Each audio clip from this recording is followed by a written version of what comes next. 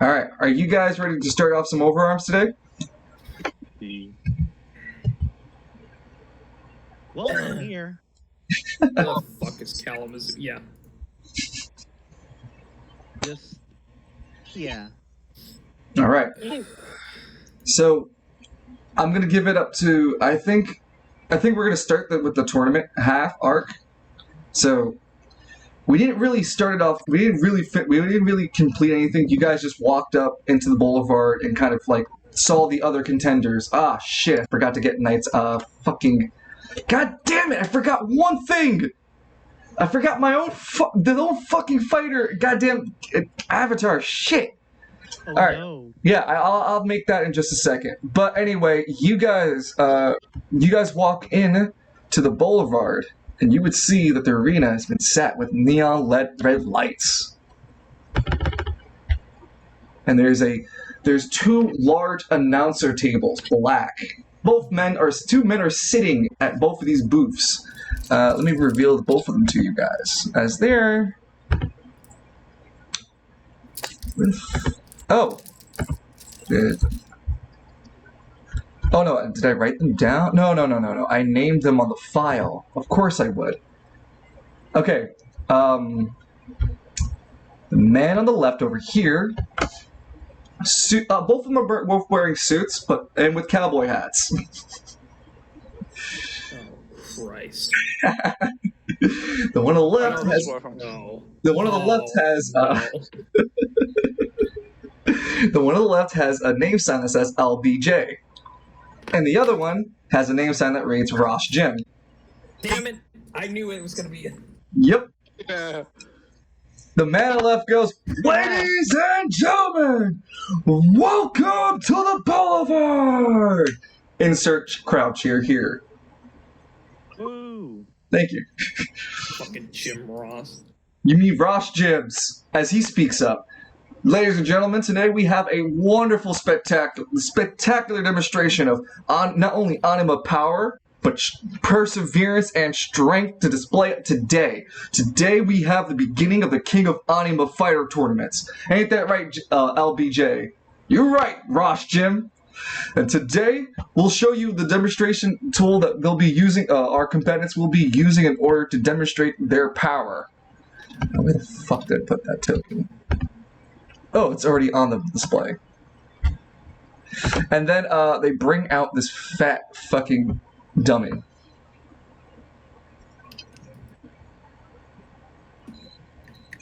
Okay. Thank That God. training dummy. Also, it's strength superiority, I see. It gets like wheeled in by two other people and then gets left in the center. Its eyes are like focused outward. It looks like it's staring into the distance with its arms out. This here, ladies and gentlemen, is the Boulevard Special Training Dummy. It's able to calculate the damage done to it both by anima powers and regular attacks. The way this machine works is that every anima attack done to it or effect applied on it will add a multiplier to the damage score. After 3 turns, our combatant teammates, the teams have 3 turns to deal as much damage as they can. Once you physically attack it once, though, that's all the multipliers you can apply.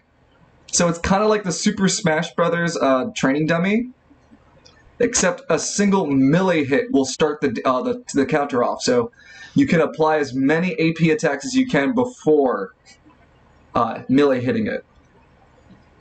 So is it preliminary to determine who's in the fight who or something? That's correct. This is to determine the levels of competitors and put you guys into your own brackets. I see. Is there any questions you guys might have right now? So we're being placed in different brackets? According to the power according to the damage you guys can do this dummy, yes. What if 2 teammates are placed in different brackets? No. No. The team is doing it together. Oh, okay. Yeah, both of you are working together If I have Myron pull his punches, like not going to true form, You can do that. Nope, they wouldn't know. only you are allowed to do what you like in this entire tournament. That includes the Okay. announcers. I see.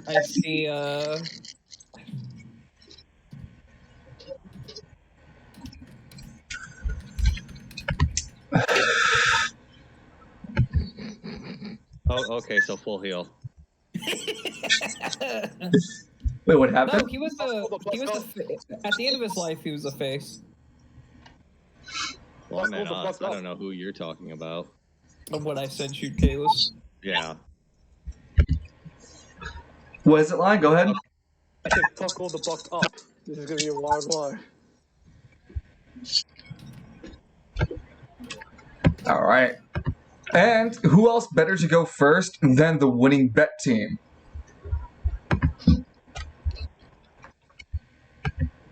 So LBJ screams out, "Ladies and gentlemen, get your hands together for our first team demonstration." They're calling themselves the winning bet. Rimjoss, we've heard from the from backstage that this is the team that's actually being hosted by Johnny Miles himself. I was going to I'll say kill him. rim I'll job. kill but that was him. a I'll thing. kill him. That's you hear Rimjoss go, "Yes, you're correct. That is indeed the team being hosted by Mr. Miles himself, legendary underground fighter here from the Boulevard itself. We'll see what his up-and-coming star, Yuri Rising Star Drago, can bring to the table as he comes onto the stage." I thought you were going to say Yuri Lowenthal for a moment. Is that guy from Baki? Your mother's from He's Bach. from everything.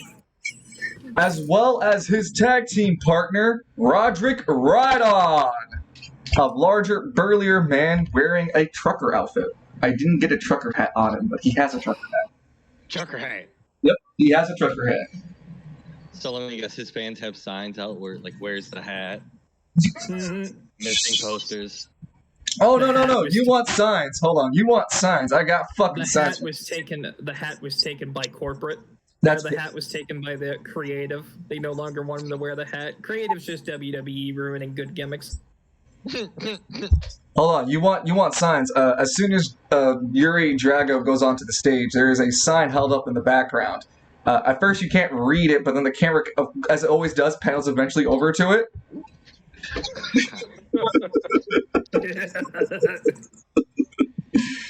I had to get up what to say. Unprofessional, LPJ says out loud as the sign gets put up. "Get security out there. Get that man out of here." Professional, these nuts. Anyway, let's start off the first demonstration. The Rising Star walks up towards the dummy.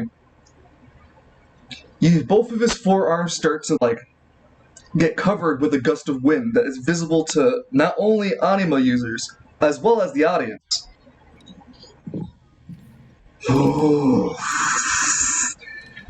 As he's winding up, what's it called?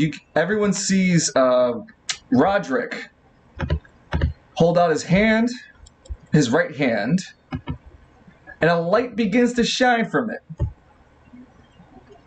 Like a stage light. Hold on. Damn it. Like a stage light. Motherfucker. Like a stage light. There we go. And it's projecting on top of Yuri. Come on, Yuri. Put your back Boy, into need to it. Wake up for a second. They hadn't had their From coffee. Mother Russia. Finally, Yuri begins to apply the tornado effect onto the dummy as the dummy starts to wiggle and move into its spot.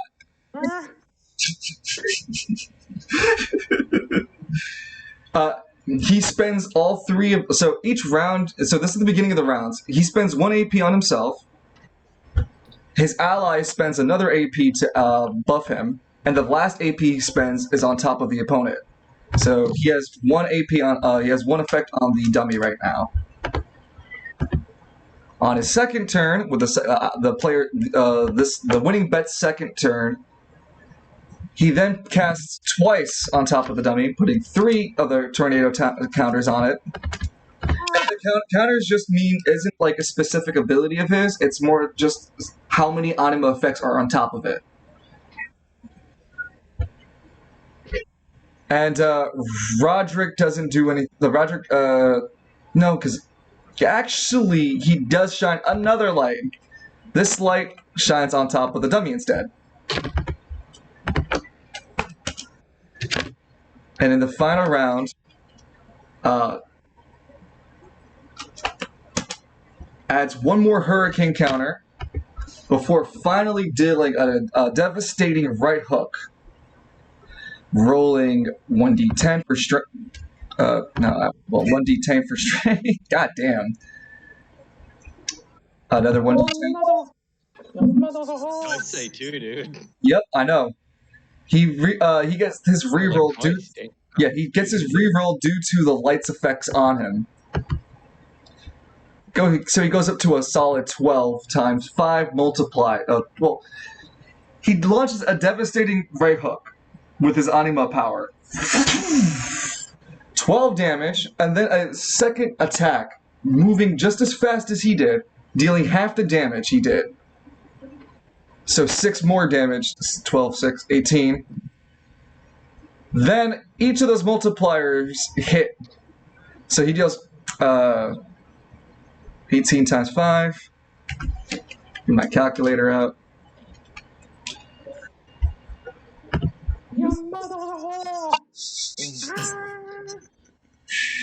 Alright, the winning bet's final damage, 90. Jesus Christ. Falls over. I'm okay. Hold on, I got you, Jenny. It falls over? Say it, Dance. I'm okay. It's dead. Send in the next one. And then they send in the next one. Oh, I didn't pay for it. The job description. Well, I hope they had life insurance. So Yuri and what's it called? Roderick both take the stage, getting cheered on by the audience and crowd as they both take their stage off, right? And LBJ exclaims, "Wow, would you look at that display? 1 punch KO, launch that thing across the stage. Nothing short from the winning bet over there, huh? What do you think, Rim Ross? I've seen better. Hopefully he pull up more of his weight in the actual fights. Maybe he was holding back in the demonstrations. I think that kid's a little rusty around the edge." Well, despite what you think, the next team coming up is damn it, they didn't send us their name. Alright, well, I just guess we'll call them by name. Myron and Edmund Miles. Aces high. Huh? It's aces high. We hear Edmund yell in the background. It's Aces High! What? Aces! American Pie! Alright, well, American Flies. Hi, who's Ace? I'll kill them. I will literally kill them. I'll let him. I'll in fact enable him. Is it because he blew up the center of Diamond a few sessions ago? Alright. That was a gas leak. Yes. I hold American Pie. Do you guys have a song you want to come on to? And the Motley Crue of my vampire earring. Do you If have, Evie doesn't, I linked you a song. I mean, I'm the biggest hack ever for actually wanting to do that, but we are, in fact, Do it. JoJo's roleplay. Do it. What is the one I came up with the name, you come up with the song. That's fine. I'm looking for it because I'm a terrible I'll person. link it to you. Appreciate it. Thank God I have this on my playlist. Is it the Led Zeppelin Lord of the Rings song? Oh no, it's no new. Wow. Mm-mm. This is shameless, but I suppose it'll work as you guys walk in onto this music. I'll also link it onto the Overarms music blog. So Not Battle of Evermore. I'm disappointed in you. it's in the music lounge now.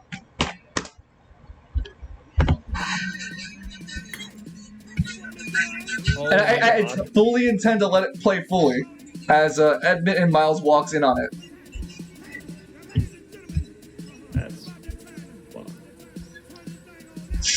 What? I like the song. Do we see? Wait, before we go up there, do we see? What's their faces leave? No, they kind of left the stage and entirely left, so give you guys your stage walk-in.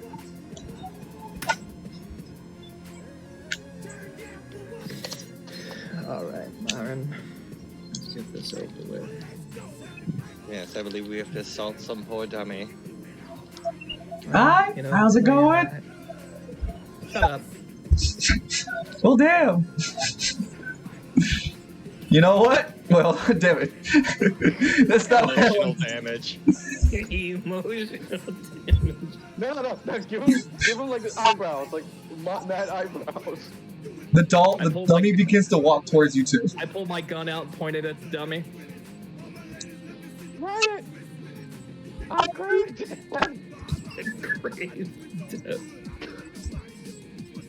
Alright, I put the gun away. Let's see. We set animo powers on it, right? Yes.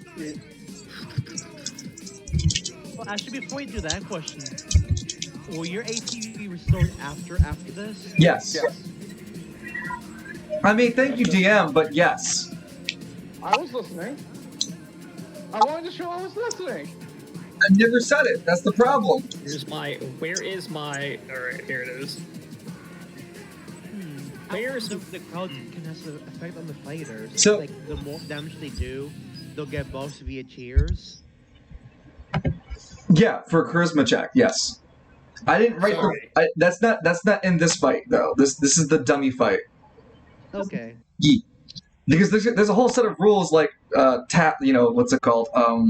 Jumping off the top ropes and pinning up an opponent to actually win the fight faster. There's a whole mess of mechanics. But for right now, it's just for you guys to throw all your abilities and powers and try to beat the dummy up as much as you can.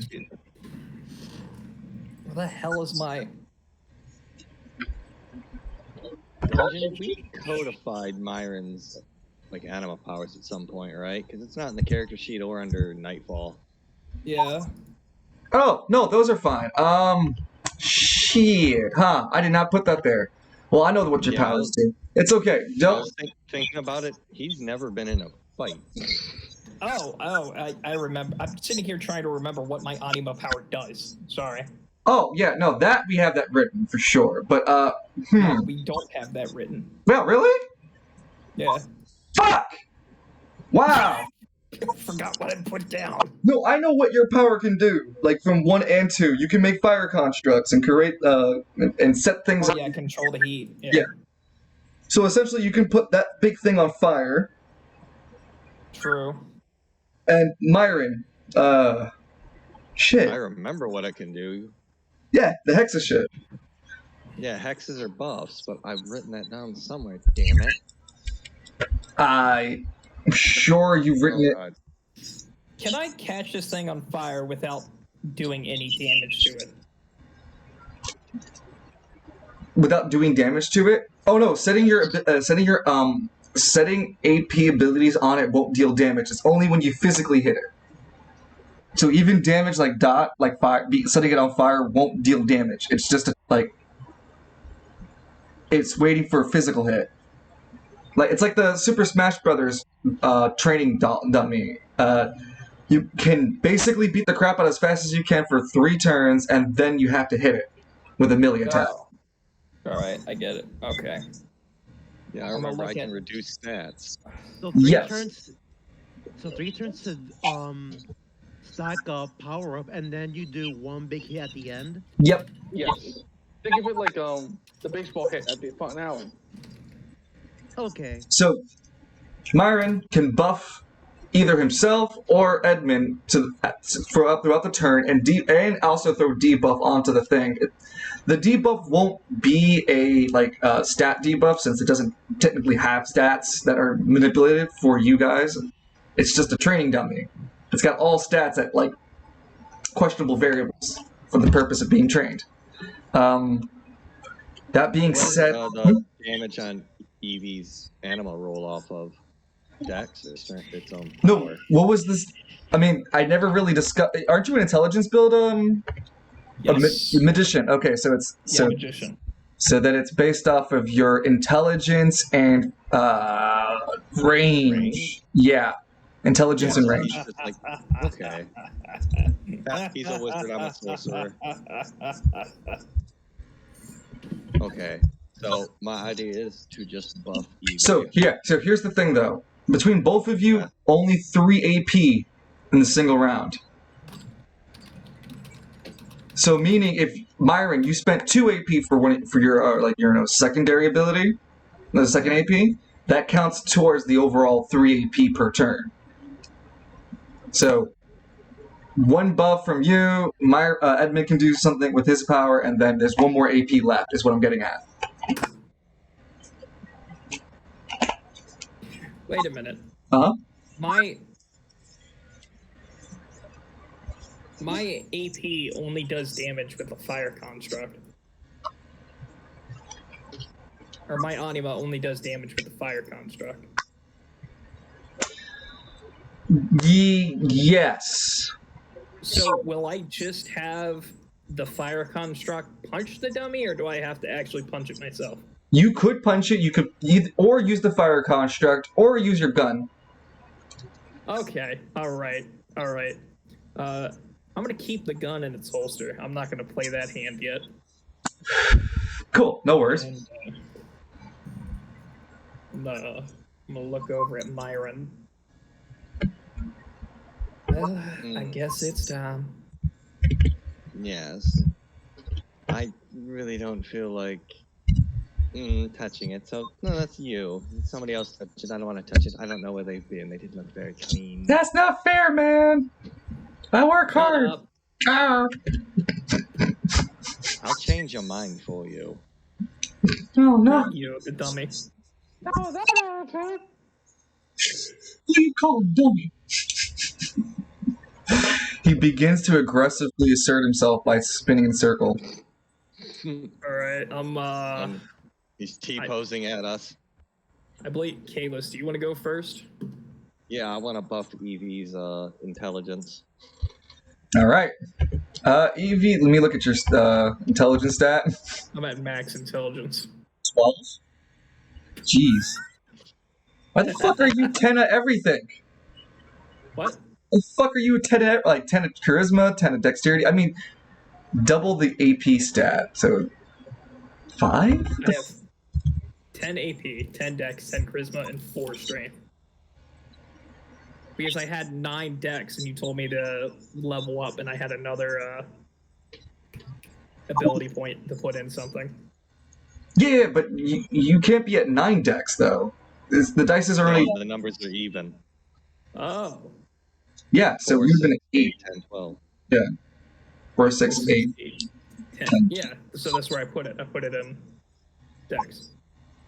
Because I was So at it will go from 8 to 10. Yeah. I'll worry about that detail later. But for now, If I messed up, that's on me. I'll redo it. no, that's fine. For now, his intelligence at max, so your buff converts into plus what? I think it's fair for a +3. You get a +3 to your intelligence for whenever you use your intelligence stat. That goes onto the roll too. It can only apply. It can only be used once for your intelligence stat. But it doesn't mean that. So, for example, when you attack Evie, right, with your intelligence, Yeah. Myron can also buff your anima, because as long as he's willing to pay the AP for it per turn, your range and intelligence stats can get a +3 modifier, giving it +6 altogether onto your damage roll. Ooh, that sounds delightful. Let's do that. All right. So, he's going to buff me. Yep. So you're buffed. Your intelligence is now buffed. What I want you to do is before I hit the thing, buff me again. I'm gonna send out. Right. I'm gonna send out a just the standard fire not one of the mini ones, but the actual human-sized fire construct. And I'm going to rush it at the dummy, but have it stop in front of it, and then bitch slap the dummy, Ow! purposely holding back. Look at him. Look at that Myron guy. I'm just waiting for him to do something cool. The fire construct runs up and then gently caresses the training dummy's face. Ah!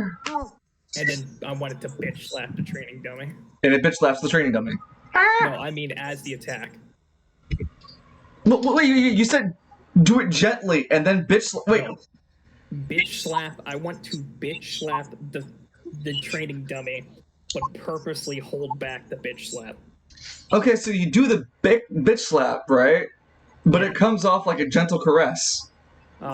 Just punch the thing then. Well, Oh, that was actually pretty impressive. if you punch it now, you'll start, like... That's a melee attack. That'll end the test. Yes. Okay, so I'm gonna keep it right there. Yes. Okay. Then let Myra do his thing. Do it again. So now you Oh, buffed his anima. range. Yeah, you buffed his anima's range. So now intelligence and range are both getting a +3 modifier. This only happens for one roll. Once that roll's done, that effect ends, Myron. Even if you continue to try to Okay. pay for the upkeep, you'll have to reapply it later. Yeah. Can Anyway, I punch? Myron, no, not Myron, Edmund, you are fucking glowing gold, and so is Dust and Ashes. Can I punch the thing? Just But pull the punch back. you cannot pull your punch back. As soon as you start, it will take it as a point. All right, deck it. Oh, look at you, shining like a light bulb. I roll for damage. Sorry, so it's turn 2 now. You guys are on turn 2 because you already spent all 3 of your APs. On turn 2, Myron, you have one more ability to cast before you have like all of your hexes caught up because you can only have 3 either buffs or Yeah. 3 active communal. Yep. Well, I buffed Evie to high heaven, so let's lower the dummy's defense. Oh no, I don't have a defense value. Oh. But now you have now, a negative. yeah. Now you have a -1. but it glows with a dark black hue. Now Oh it's a my one-time God. multiplier. Oh my god. No, what have you done? It can't have negative values. It's at a 99 positive. Gandhi is launching nukes. No, even worse. The black hole sun appears. Now This you is get fine. out of here. This is our scene. Last McKinley War. All right, but Alright, yeah, what it do has I roll for, it has a 1 multiplier on it now. Go ahead. What I roll for damage? Again, you have like one more turn to apply stuff on it. Since your constructs are the only ways you're going to be able to do damage, you can summon up to 3 of them at once. Oh. Well, let's summon another one then. And with I'll just summon I'll use your last 2 AP to summon. That's No. what I suggest. Just summon all 3 and just annihilate it. All right. Hold on. I have a request. Yep. Because everyone needs a bad guy. Can I have them all 3 kick them in where the dummy's balls would be? I don't have those. I know. No, you don't get it. I literally was designed without the function of Oh no, they're lining up. It's about sending a message. Oh, God. All right. Well, so ideally, you are able to use your fire constructs to make an explosion. So every time they're going to have to kick, the way I visualize it, like the back one goes into the next one, right? And then builds up momentum and creates a larger fire construct. And then goes on to the next one, which then creates a larger flame construct. And then we're gonna kick it in the balls. And then explode. That's a big lady. I want you to crush my nut. Oh, yeah. Okay, Going so well. roll your intelligence and range stat. So that's 1d12, 1d12. And you're going to have a plus, I think it's like +1. Because that's what they usually give you. Intelligence. Yeah, I get that. That's later. Just roll one more 1d12. Where's my range? It's 1d12. I'm telling you. Oh. I have to manually roll it. Yes, I'm aware. Oh, hold on. I will kick you down a short flight of stairs. There you go, 17. I forgot the slash. No, it's okay. 17, but you've used your construct 3 times. So instead of making you roll 2 more times, I'm just going to be lazy and multiply that by 2. Yeah. Yeah, I'm going to be lazy. That's how it works from now on. However, when you explode and do that dynamic kick, you deal 34 damage plus the 6, plus the 6, which is 40 now. You deal 40 damage. Unfortunately, the training dummy only had a one-time multiplier because Myron couldn't put any more hexes, and you don't have any dot abilities, so you only did 40 damage, and your total score is 40. That's fine. Fine by me. I still have my gun. I'm just the white mage. Don't worry about me.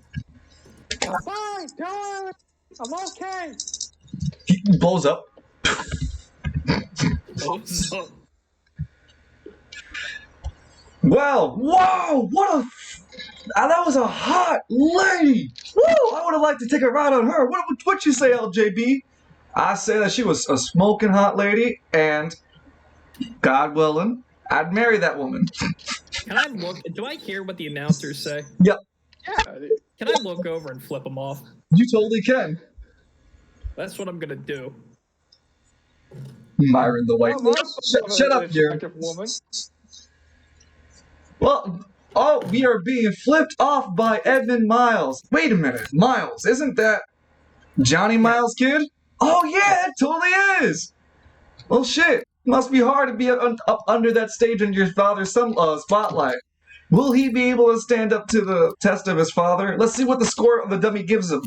It's a 40 plus. Ooh, a 40. Not anywhere near the winning bets score. We'll see where that rates them. Is it going to be low? Is it going to be high? We'll have to see. And then you guys can take stage off, or you can, I don't know, whatever you guys like to do.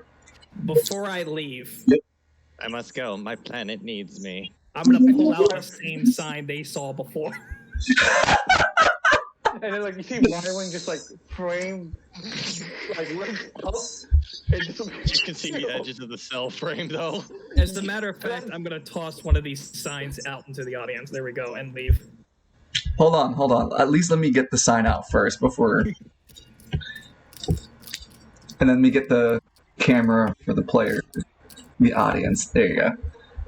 So so Edmund holds up the sign before tossing it into the crowd. And walks off stage. Wow, what an asshole! I don't care. it's just like his father, the heel that never stops being an asshole. Yeah. Wow, that guy's a dick. I'm gonna shoot the dummy from across. But can he shoot the dummy while someone else is trying to perform to fuck up their performance? Oh man, I mean, technically, I'm not gonna do that. Are you kidding me? Dude, you can fuck up someone else's performance. Yeah, but then they would know I did it because I'm the only one who brought a gun. You're supposed to be a heel. True. Nah, he's not wrong. True, but the thing is, the sigil of a protection only works inside that ring, not out of it. That's very true. Okay, Dungeon Master. Can he shoot the dummy outside the ring to fuck up someone's performance? Technically, yes, I'd allow it. Will there be repercussions? You bet your sweet ass there will be. See, there you go. Myron will just distract the ref with one of his long-winded stories. Okay. You see where I'm from, we don't have apples. Edmund's gonna shoot himself while he does that and toss the gun to the other person. Okay. I Well, don't know. He did that to Lance, and Lance threw himself into the black hole Yeah. after cutting his own arm and legs off. That's so weird. Lance cut his own hand off and his legs, and then jumped into the black hole. So Before I good. shoot myself, I'm gonna scream "Viva la Raza." So as you guys are joking around, you missed out on what LBJ and Rimjoss was saying. As the next two fighters jump into the ring, one man has a knight and a rook on his shoulders, as another man is in full blue armored gear. Fox? Is that Fox Chess Kids, Man? is that you? Is that Chess Man and Robin Mask? Damn Yes. straight. They're Or the is that ultimate Kevin muscle Owens? men. All right, I'll be back. Wait, why? I need something to drink after that. But in reality, I got pissed. All right, well, they're gonna go up to the stage. The JoJo beatdown meme. So, okay. The knight-looking dude just stands there looking menacingly as... actually, no, he doesn't... He's not knight-looking. His name is Winning Move, and then Kevin Armour runs up to the dummy. The Kevin Armour puts his hands out, and the dummy gets applied with armor. Hey, I like this. That's a new feeling. It's He, not bad. he gets Not bad he at all. gets 1 point of animo power placed on him. Hey. Then the armor gets intensified. Wait, what? Too late! Now the dummy is so the dummy was originally like covered in its like a little head with a helmet, but now with the second buff added, now it has body armor. What's going on here? Man, I don't like this anymore. Can you stop? I don't want to play this game. And for the last move, no, yeah, shit. I shouldn't use that ability so soon. No, never mind. I'm back. Yeah, welcome back. He just moves up. Yeah. And then he is going to, with free hand, fuck, I didn't realize how annoying this ability was going to be. But I gotta do what I gotta do. So, and. His left shoulder activates as he moves in a knight's position and applies a debuff on top of the training dummy. It's like a... Oh, you're using the squares to do the chess move too. That's delightful. I love it. Thank you. I appreciate the compliment. As it leaves a purplish mist of poison that damages over time. It's kind of God, spicy. he's singed. It's getting spicy in here. It's European Lance, singed. help me! Oh, wait. Meanwhile, in the void. Oh, don't you worry. Don't you worry about the void. There you go. Round 2.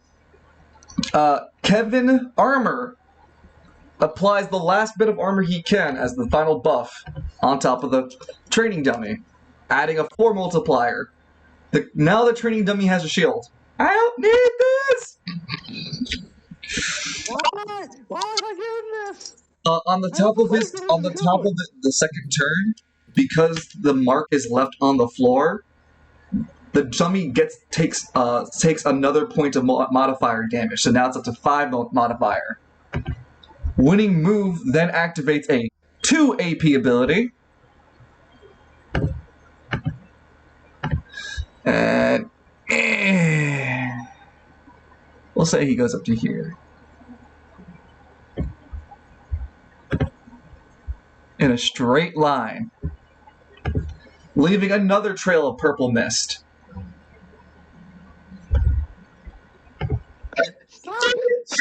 It goes up to 6 multiplier. And on the third turn, both of those effects are still on play. So he goes up to an 8 multiplier. Alright! Kevin Armour reels back his fist. Are you ready? For the power kick! And he jumps in the air and gives a dynamic 80s like double kick in the air. Oh, was that a common wide? Okay. Wow, he rolled a 19. Woo! Damn. 19 times 8 is 152. Whoa! Can you believe it? The ultimate strength man 152 damage, beating the winning bet. The ranking is now the Ultimate Strength Man number 1, Winning Bet number 2, and Aces High number 3. That's fine.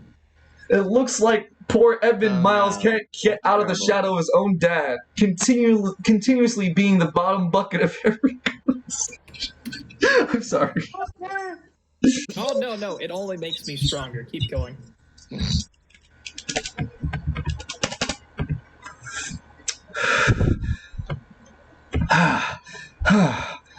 Hey, winning move. Ah!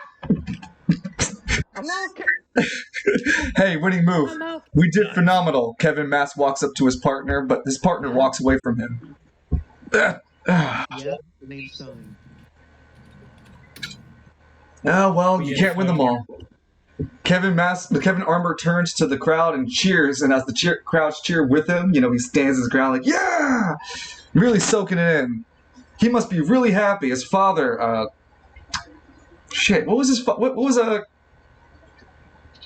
Robin Armour would be really proud of him. Another underground legend. I will I send would you have to been British Jesus. bastard.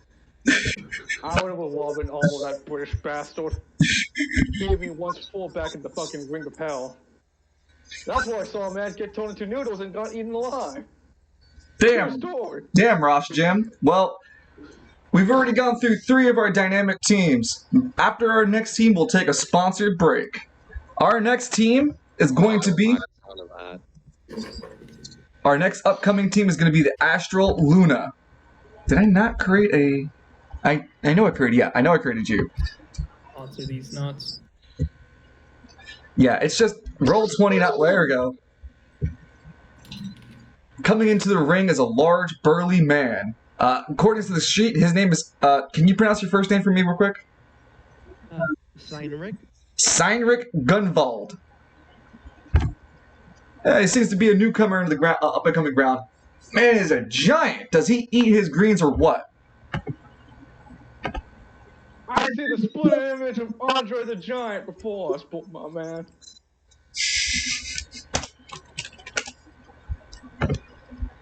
That Sorry. man is so big he should be classified as a large creature, not a medium size. This means, of course, he takes negative checks to his stealth and hide rolls. I hate... Does that? I mean, but you're not wrong. He's But that just means- himself. But that means he got Guys, I extra want to hear reach. Dungeon suffer. That means he gets extra reach and gets to use larger weapons. However, getting armor will be a challenge. All right. And feeding him. God, the price of feeding him. Seinrich walks into the stage, and right behind him comes in his comrade. His name is just Knight. A lot of knights here today. And the gentleman, he walks in with just jet black hair, a black shirt, black pants, and styled black boots. He looks Edmund. quite I don't apathetic. like him. He looks towards Cernik. Seinrich. Seinrich. Oh, you see? Yeah. Seinrich. Alright, he's Sai. going to die. You ready to do this, Sai? Damn right I am. So, do you want to take the finishing blow, or do you want me to, or do you want me to take the hit? Well, and before you say that, want to go over your abilities? I can manipulate the shadows of my opponent for my AP 1, and in my AP 2, I can control their movement, as long as I control their shadow. So wait, one more time, please. My AP 1 allows me to manipulate my opponent's shadows. If I can get them, then I can keep my opponent still and prevent them from attacking. In my AP 1, I can also create a shadow blade, and he does so with his right hand. The audience watches as his right hand engulfs itself into a blackish white hue color, and the black is the center part of his arm, as the outer layers of the blade that make the sharper edges are... Oh, Edmund, I really don't like him. His hand disappears, and then my AP2 I can turn into a shadow, or a target into a shadow, preventing combat damage. Well, Thank God he doesn't cast pacifism. At least I hate that card. I can also exile as long as I tap myself. Son of a bitch! So then, Moon, how about you keep our dummy nice and slow so I can work my magic. That's fine. His eyes glow like a whitish hue around a dark iris on his right eye, as then he reaches out with a shadow hand that grabs onto the dummy's shadow. Hey, I don't like this. Yeah, this is kind of weird. It applies a one. It while any effect that is applied on the dummy happens, it gives it a multiplier per effect. So the dummy's at the one-time multiplier. This Two don't feel APs. safe. I don't feel safe. What would you like to do, Sign? Since we get 3 turns to do this, Essentially 9 AP, yes, but each turn is 3 AP. You've spent 1 AP with Knight holding down the dummy. I'm not even going. and let's see. Let me look at my sheet. And now I can stack AP for my move. You can any effects that are applied on something counts. So creating a weapon construct or even creating a shield construct will count. It doesn't stop the dummy from taking the full damage at the end. Just like how you saw with Kevin Armor, he was giving the dummy armor, but it still didn't detract from the points that they got at the end. Otherwise, they would not have made any points. Okay. So I want to stack so much power I can into my anima. I'm gonna use I'll go for the power Blade? variant. Gotcha.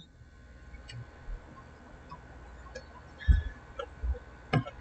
And Let's just so the see. audience, so just as Cyanric begins to activate his anima powers, I'm gonna pull out the tattoo so that you can guys see that his upper forearms and lower leg, I think it's like his legs too.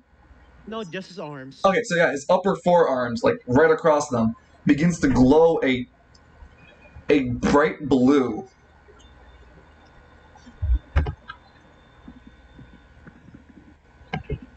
Okay, so you create from his hands tattoos, he grabs both parts of his like forearms and then pulls out and creates by pushing both of his hands back together a blade construct.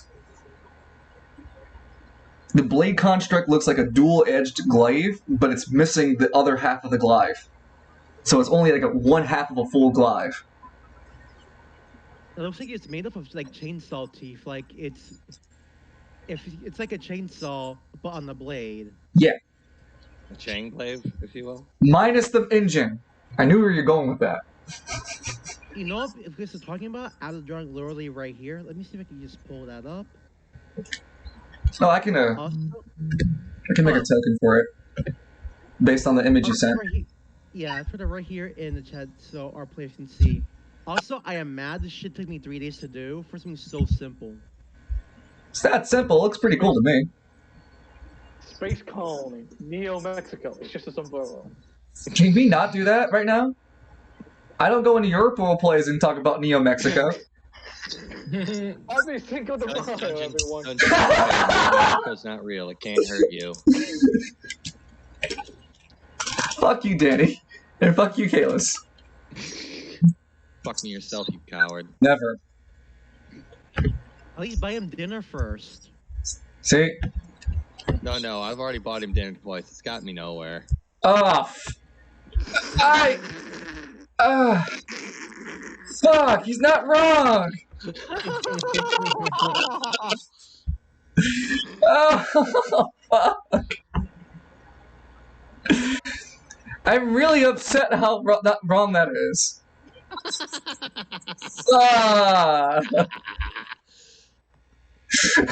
Fuck. I'm trying to make the fucking token. You're the one not putting out, okay? Fuck you! God! Go fuck yourself, you coward. You know we're going in circles. Anyway, here's your damn sword construct. I created it.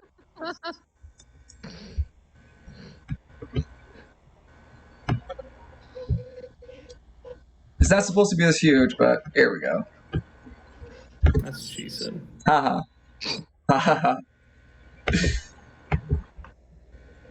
Like supposed to the sword just to wow the crowd. Yo, what's up? Alright. Dummy still has a one-time multiplier. You now have your weapon, and there's one more AP this turn. What do you want to do? And then I have 3 turns left. 2 turns left after this one, yes. I want to put a little more AP into this weapon. Alright, well, for the other effect. And for Moon to keep stacking his, like keep. Well, he'll do that on his next turn, yeah. On the next turn, Yeah. yes. But on the end of this last turn, you create the final part of the construct. Okay. And this one's just called Weapon Construct Blade.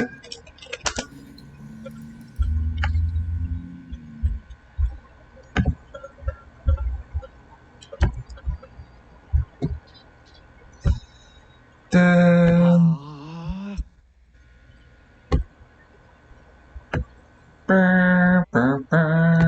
Oh shit!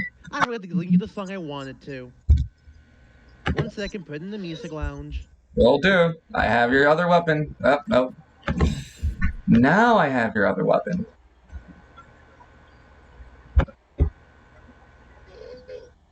Now that's a big blade. Ah, I say, sword and bigger sword. How mention?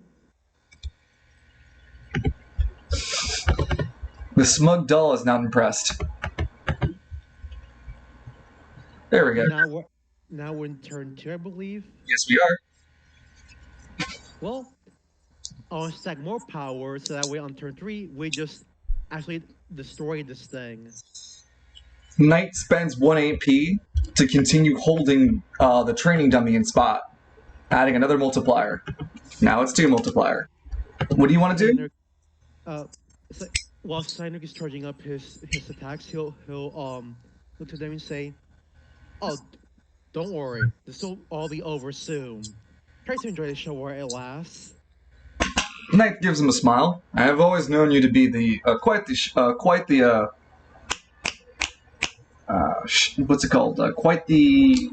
showsman, you know.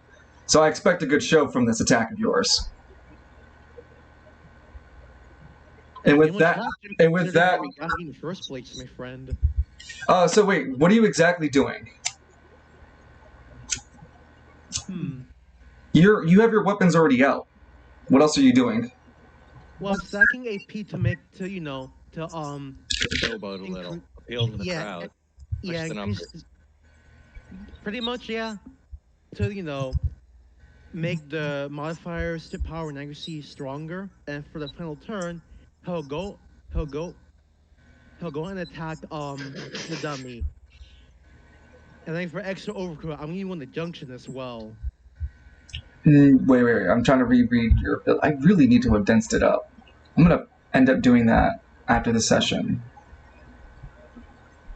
Yeah, I know we went over it, and then I wrote it in my words to make sure it was all right, because that's what you see on the sheet. Yeah. AP as much as possible.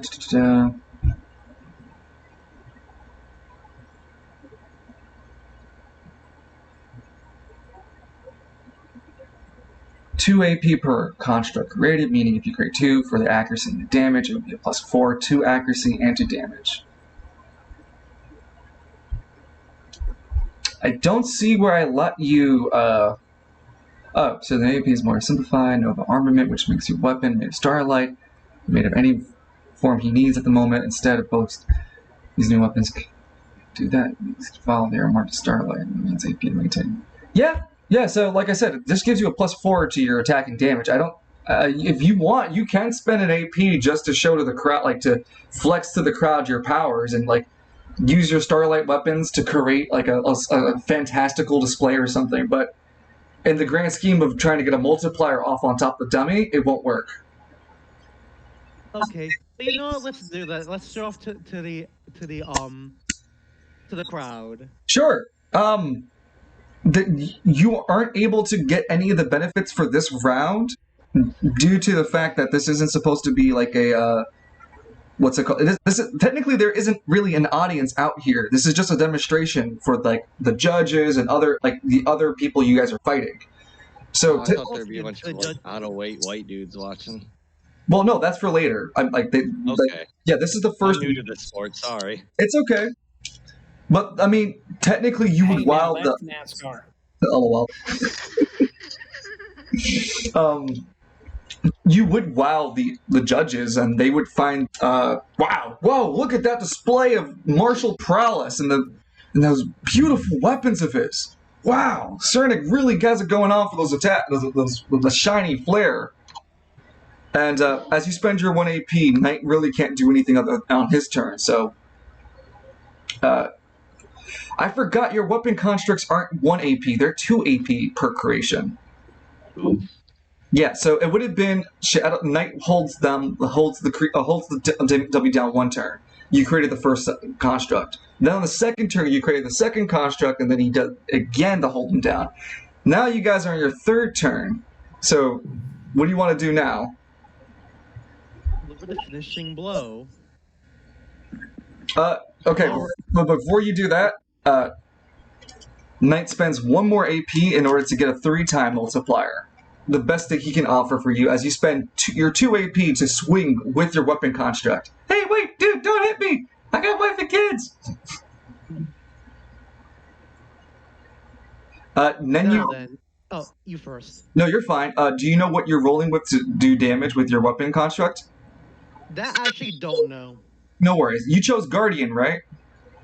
I'm going for the level 1. No, I got that. I'm talking about your anima, the style. There's the fighter style class. There's a magician. There's a guardian. Oh yeah. Fighter. You chose fighter, really? I don't think I actually forgot to pick a class for that, and I quickly read the guide during this session, so I said, I guess fighter. What do you think? 1 second. I'm just gonna look to see if we talked about it before. Yeah, I think we're so focused on ironing out that I forgot to give it a class. No. You said I think a fighter would best suit it. That's fine. So yeah, I can take fighter too. So that means your power stat and Danny, what's the strength stat? Power and strength. Yep. Power and strength. So you don't have to roll for accuracy in this fight, but you still get that +4 to your damage. So go on ahead and roll those 2 dice, and then you're gonna add a +4 with your weapon construct. And also junction my. No, you're already doing that. Oh, okay. Yeah, so you're rolling power and strength, and then we're gonna add a +4 at the end of it. Okay. Rolling for power. Wow, nice. Rolling for strength. You rolled a 69. Nice. So then, that's what I was saying. Now then, time to take the reins. Ah! Fwah! He hits, delivering a decisive moonlight blow onto the dummy. 12 flat damage plus the 4 is 16 times the 3 multiplier. So 16 times 3 is 48. So Team Astral Nova with 48 points of damage, putting them above Team Aces High.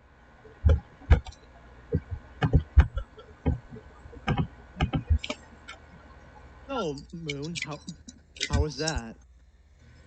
Knight. And Knight gives a smile over to Seinrich and goes, "That was impressive.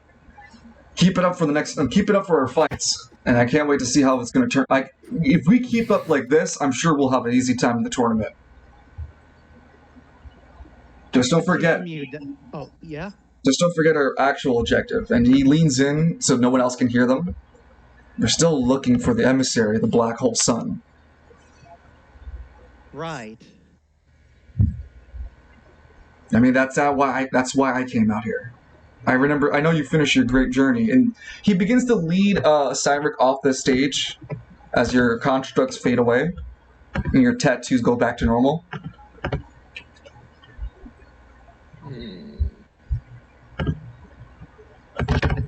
Yeah, I've got to find that black rose lady. Sorry, 1 second.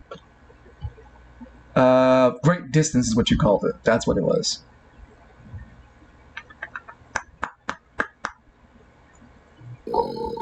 Excuse me. No, you're fine. Thank you for excusing yourself. Yeah. Knight pats you on the back and smiles at you. It's alright. We'll find that. We'll find that anima, the Pandora anima user.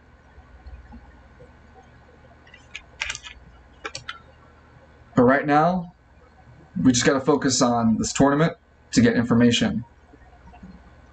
I got a tip that there was supposedly going to be someone who has the black hole, like someone who's manipulated by the black hole sun was supposed to appear here. So let's wait to see our other opponents. Black hole sun. And Knight leads Cynric off the stage. Who will challenge me next? Find out. Find out next time on Dragon Ball Never. I will Shoot fade to myself. obscurity after this arc. I am sad. Um, Remember me as a peacemaker. Remember me as a peacemaker. I'm screaming. All right. So the tournament is going to take a small break for right now as we shift our gears over back to the city map. During this week, there was another series of events that were going on. About a masked man named Arson and his attempt at Caribia to get 10,000 gold for a shadow organization that supposedly knows a great deal of where rare and powerful artifacts are across Spiral City. And as Arson's true intentions is to find and collect all of these powerful artifacts, he's found himself in a bind, surrounded by top dollar men and being led over to an opulently gorgeous, stunning castle sitting in East Bay. Arson, what's going through your head? On.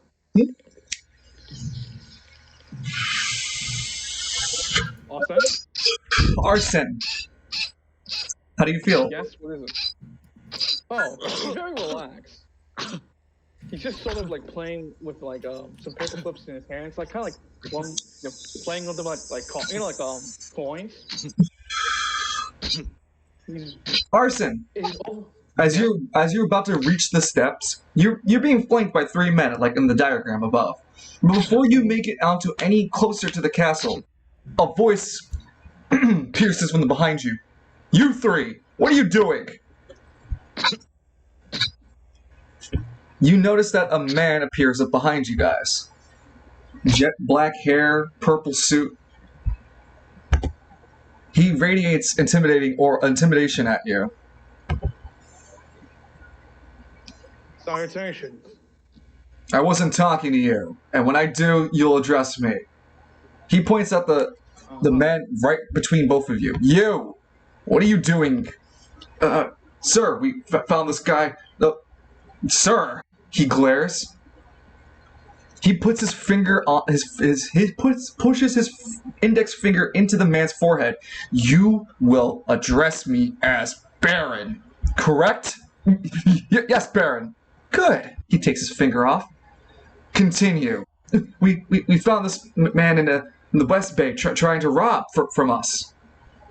Not rob, trying to become one of you, but that's a different story. Baron, and Austin takes a bow. Baron looks at you with a glare, like that white hot of 1,000 suns kind of glare. Did I say you can speak to me? I apologize, Baron. He takes another bow, like I apologize, Baron. You notice that there's a red aura glimmering from him, and it's like a mist that slowly peels off of his shoulders, and it affects the guy in front of him. Barry, wait! And he collapses onto the floor.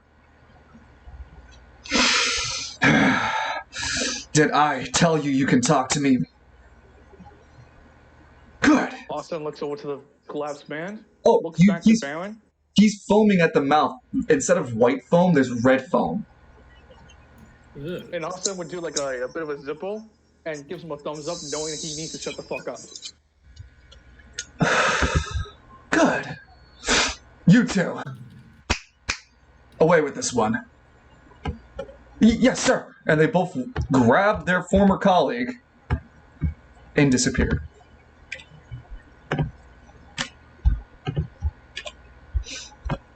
The Baron walks one step closer to you, Arson. What do you do? He waits for the Baron to give him permission to talk. No, he walks a step closer to you. Austin just simply watches him.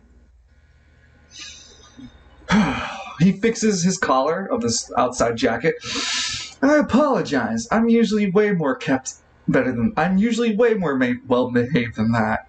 But you see, when people come around my turf and try to rob me of things, I get a little bit worked up. He smiles. Who are you? Austin. He rolls his hands. Is that supposed to mean something to me? That's my name. I thought... My mother and father. Hmm? My mother and father had the good grace of never giving me a last name. They said it would bring me down. He looks at Arson, blinking. I guess they were right about you. I guess they were right then for you. I was hoping to hear... I thought I would hear more, I suppose, famous name from you, but anyway. What were you doing, Arson? Really, what were you doing? Trying to figure out something. What's that thing you're maybe asking? Who in Caribbean has rare relics? But to what else that would lead to? He points over to him. I would rather speak to the Queen of Caribbean herself about it. There's an annoyed look on his face. You don't bring her name up. Unless I give you permission to. Arson. I was told that name. He raises a finger up by Bad Moon Rising. Yeah, Bad Moon Rising. Oh, he rolls his eyes. Bad Moon Rising. Oh, yeah. That penny pushing fucking mercenary better hire for anything. Yeah, sure. He has the authority to let you go talk to the Queen herself. No. You're mistaken here, Arson. Only a few people can go see the Queen all willy-nilly. He gestures with the air. Me and a few select others. So if you want to go in to see the Queen in her castle, you'll need my permission. Capiche? And may I ask you a question? Are you Metatron? The hell's a Megatron? Metatron, not Megatron. Metatron. He gets annoyed by you correcting him. I don't care what it is. His aura begins to flare up again. To give it to you short, it is the angel that is literally the god's voice. Are you the voice of the Queen? He simmers down just a bit. You can think of me like that. Then would I assume that you would, if I tell you what I want to tell the Queen, you would say every word precisely? He glares at you. Only if you're worth it. I assure you, I am more than worth it. He kind of pats his chest a bit. I'm a bit thirsty. Are you so? He looks a bit, annoyed. No, I don't say I have a thirst. I'm quite parched, actually. It's been quite a long day for me. And I wish to get something to drink. Oh, I'm sorry. He looks almost offended. Am I holding you up, Arson? No, of course not. I figured we could both get a drink together. Arson, Extending a hand to friendship. what is your game? I'm a thief. And I wish to give my services to the queen herself.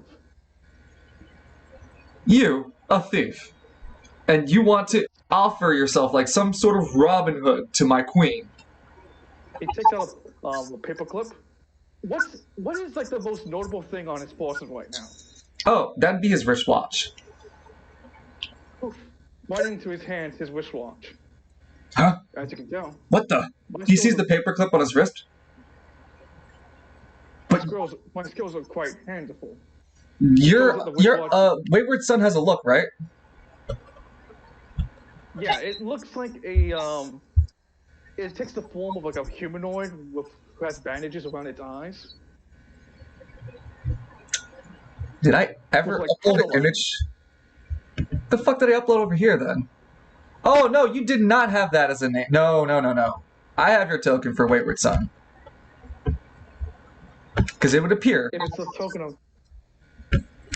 God damn it! I swear to God, I hate you, Roll20. Yeah. There we go. A metallic-like robot would appear, and with a blink of its eye, with a snap, like with the clicks of its eyes, wing, the object would switch places. Laserbeak. Oh yeah, it's supposed to be flight. That's flight mode. But yeah, That's what you gave me. I know. Yes. I'll give you another image soon. Austin looks over to the Baron, throws up the wristwatch back into the air, swaps back the paperclip to put it back on his hand. And as you can tell, I'm quite handy with such a capabilities. He blinks a bit. Ah, you're an Anima user. Okay. And you have a neat little trick. I admit. He looks at his wristwatch, seeing that it's still working. But I forgot the part. And you feel something behind you. That I gave you permission to use your powers on me. Arson, as you would turn and flex instinctively, you would see a white-fleshed human being with 4 arms. Its its secondary arms do not come from underneath its elbow, armpit. Rather, it jumps from the elbow itself. It grabs you, and the red mist begins to slowly pour out of its skin and across its body. You are suffocated. Hot. This is how you treat a guest? No, you're suffocated. Yeah. So is this how you treat guest? I told you. Did I give you permission? Your eyes begin to. You begin to feel an intense rage build up in your chest. It came out of nowhere. You were very calm-mannered. But now you're starting to understand the effects of this man's power. He's slowly driving you to an uncontrollable rage. Okay. That's enough. Wayward Son, flight mode. And he swaps positions with Baron. That's Rest in fine. peace. Huh? What the? He just like. So what would end up happening is as the Baron swaps places with Arson,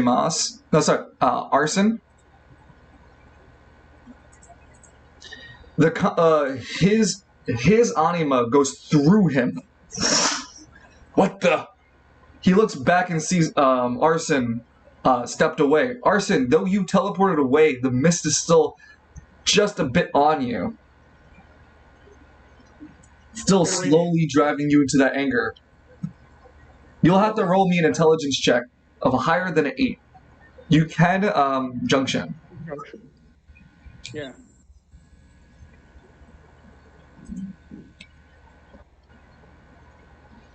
Hang on, let me just. I will. Where the hell is my junction?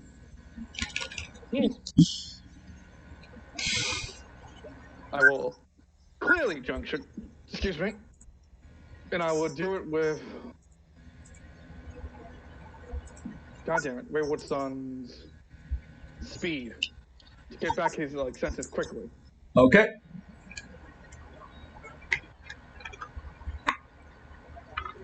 Speed and intelligence. There you go.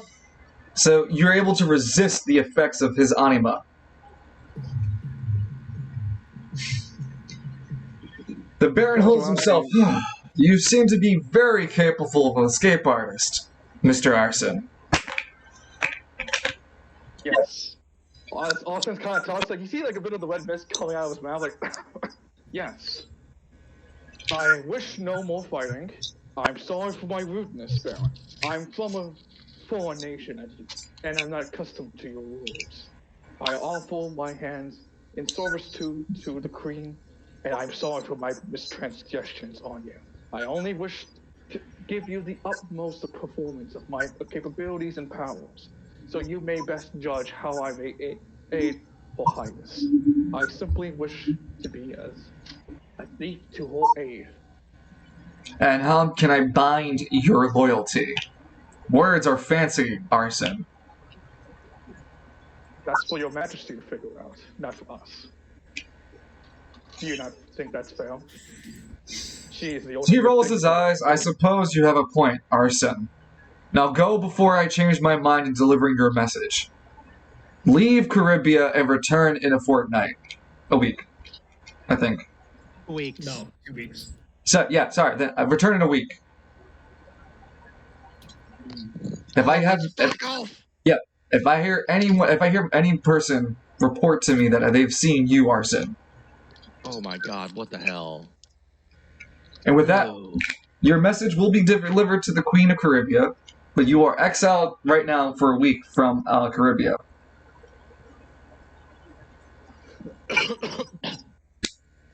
Well, shit. Oh well. Fix out the map before I go on Spire City. Let's see. When you take out the map of Spiral City, it has on the bottom right, printed by the Box Network. Interesting. Oh, by the way, was Austin wearing the mask form, or was he disguised as someone else? No, you were only in mask form. Gotcha. Look at the map. Looks like I'm heading to the market district. I still got a job to do. And covers up and begins to make his way to the market district.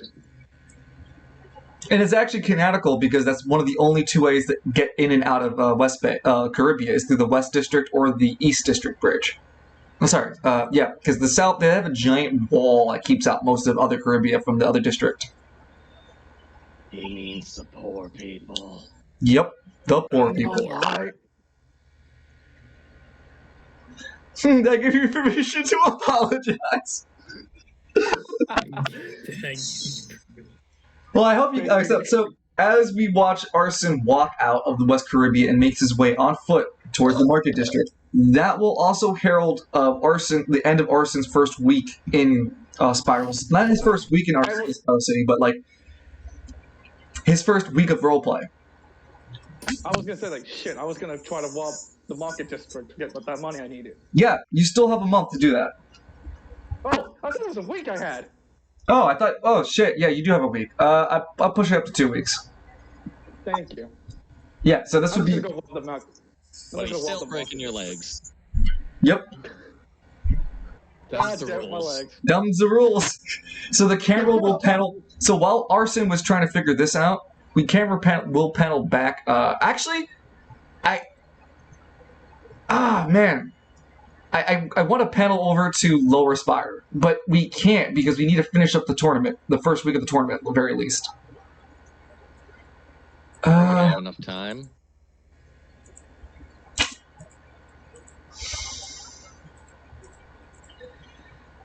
I can do no. Damn it! Goddamn computer, stop fucking with me. Fuck you. We did 4. We did 4 of the teams already. 1, 2, 3, 4. Yeah. We only have 3 more remaining, which is the Unstoppables, Wildfighters, and Sirens Calling. Though I can abridge it, and you guys can select which team you want to watch, and I'll do the other two on my own.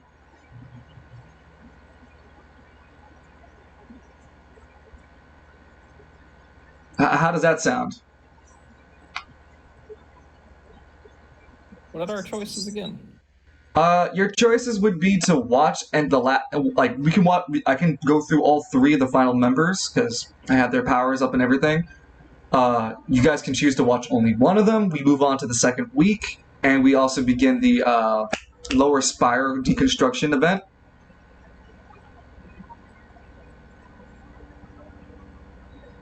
Because as soon as we finish this dummy, I can finish the final rolls for whoever we don't see. You guys don't want to see.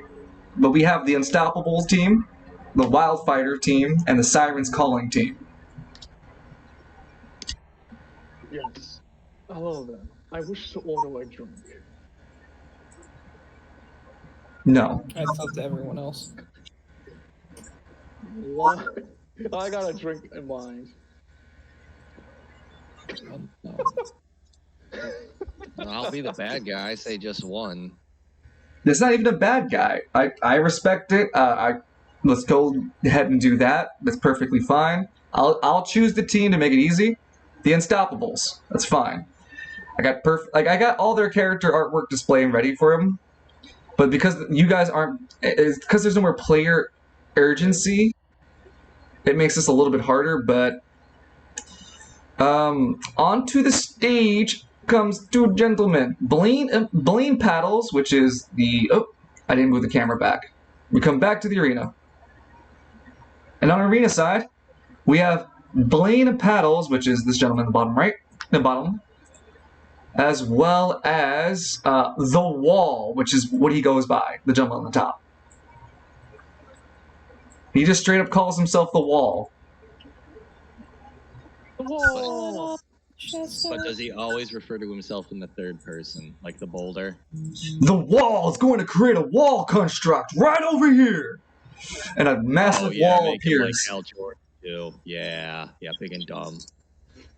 Wait, it's only this big. I don't like this! I feel claustrophobic! He creates 3 wall constructs on his turn.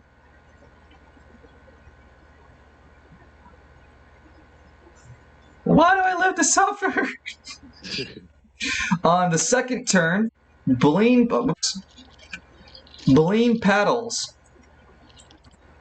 pulls out not a golf ball, but pulls out his anima, which is a ping pong ball, and begins to bounce it on top of his paddle. Fires it at the dummy, not the dummy, but at the wall of this over here. Spends 1 AP to create this wall and turn it into a rubber surface. It bounces off and hits this wall, generating 1 activation point. He then spends another AP to make the second wall he bounced, so the ball can continue to bounce back and forth between itself. Whoops, I sent the dummy too far. And he does this. He can only do it 3 times, forcing that kind of bounce. Spending all 3 of his abilities that turn. The ball stays in momentum, as in on the final turn for them. He spends 1 AP again to bounce the ball across the dummy. Well, he does it twice. Well, no. He does it once. As the final 2 AP for this team is the finishing attack, which is the wall using the ability to push and move his wall constructs. And he slams the wall into itself.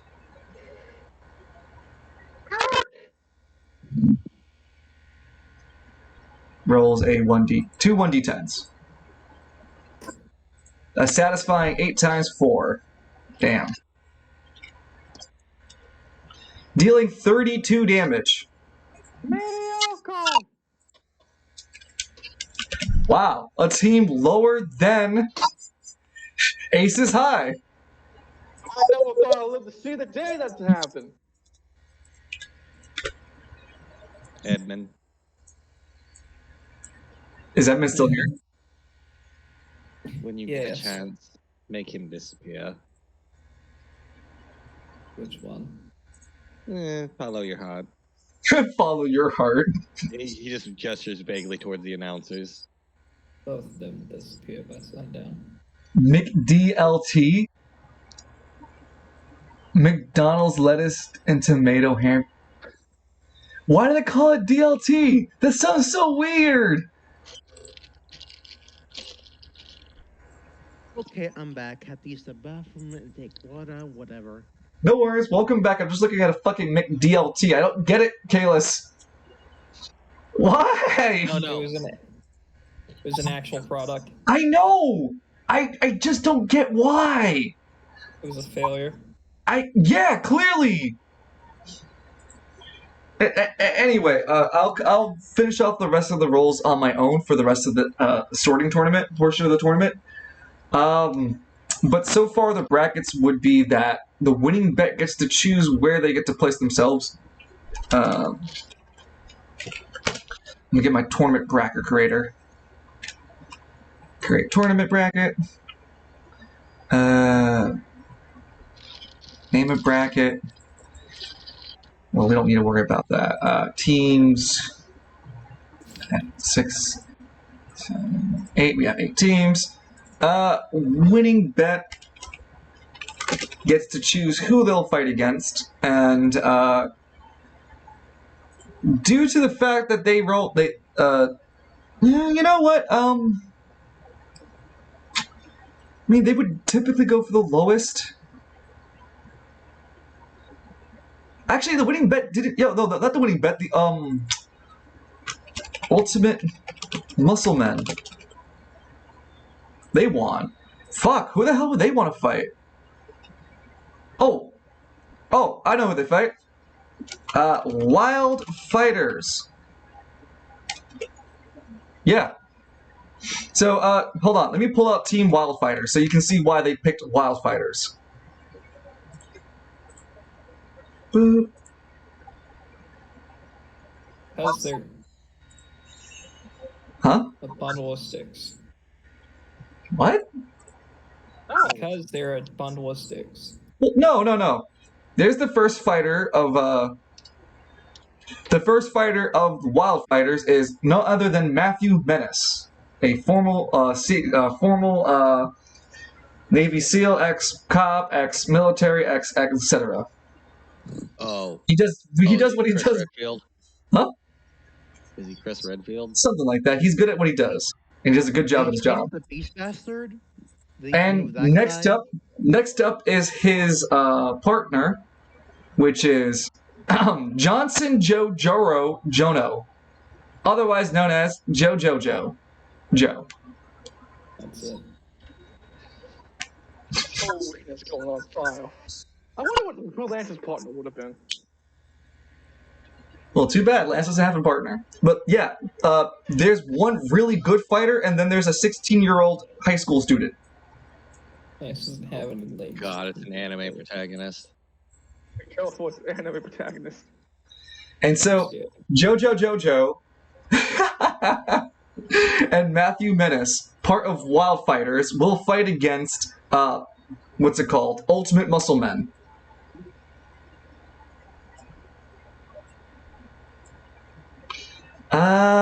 That leaves the remaining bracket to be decided through points and whatnot. And that means I'll tell you guys when I've finished it up. Because, oh, sorry, we have 3 other teams to go through. But so we won't do that here. It's Wild Fighters, Sirens Calling, and Random Acts of Violence.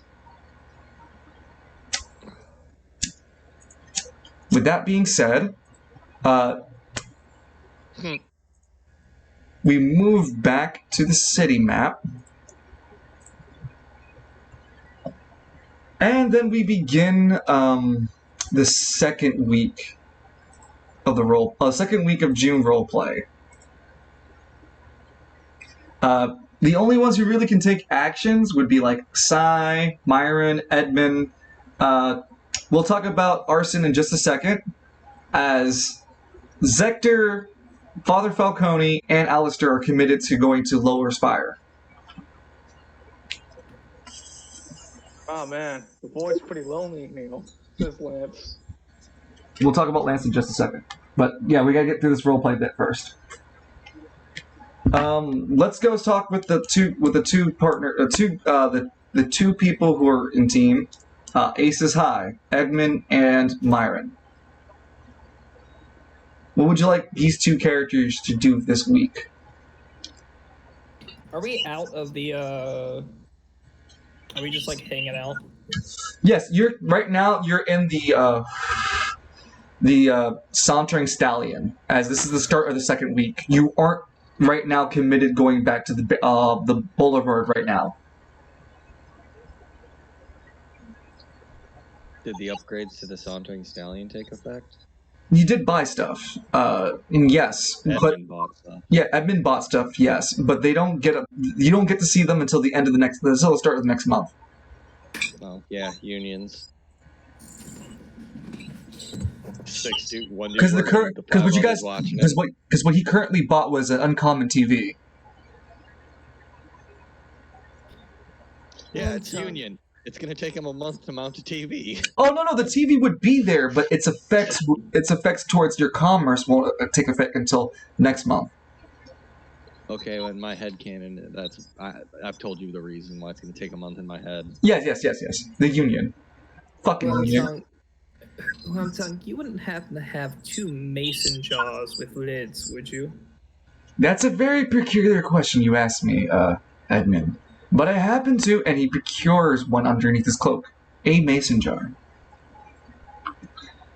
Okay, that'll work. Can I have the mason jar, please? You cannot have the mason jar. Hold on. Let me just fuck with you harder. You may have one... Shit! Forgot that's not the right screen. Move that over here. Go on to this screen. You may have one mason jar. But can you hold it is the question.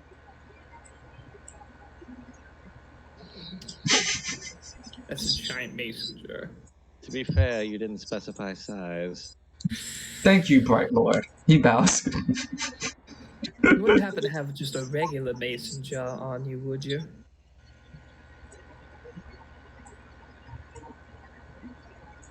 Does that work for you, baby boy? I shoot Wormtongue. Fuck, Wormtongue's dead! Perfect. Jesus Christ. But yes, he produces a singular masonry jar for you. Alright. You may add that to your character sheet. Yes. I stole that off an adventurer. He was wearing all green. He could not speak in English, but yelled at me when I took it. That's fair. And let me guess, he broke all the pots too, didn't he? Wow. Yeah, well, you must have noticed all the vases broken around us. It's like a That's why do you think I kept all the rupees? This mason jar has a lid to it, right? Like it's a standard Yeah. standard mason jar. It's got like the lid and stuff. Yeah, and when you pop it, you hear the voice of Lance. That's fair. Edmund opens the jar.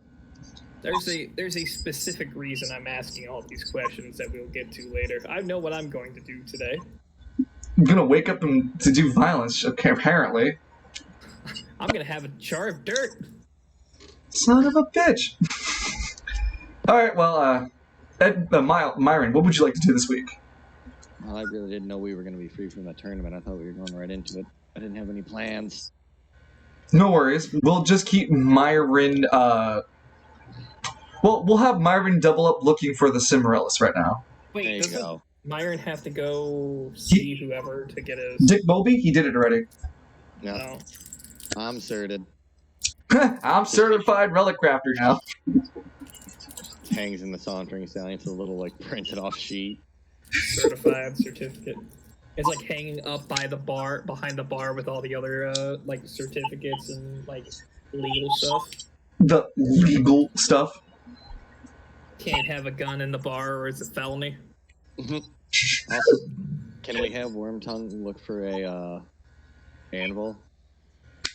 Ah, yes. I will spend the week looking for such ammo for you. There we go. I'm only halfway done with Lord Myron's Lord Edmund's fake paper. All in good time. Well, I mean, I was going to go to the market district also for some shopping if you want to tag along, Myron. Oh, it sounds delightful. Okay, so with that being done,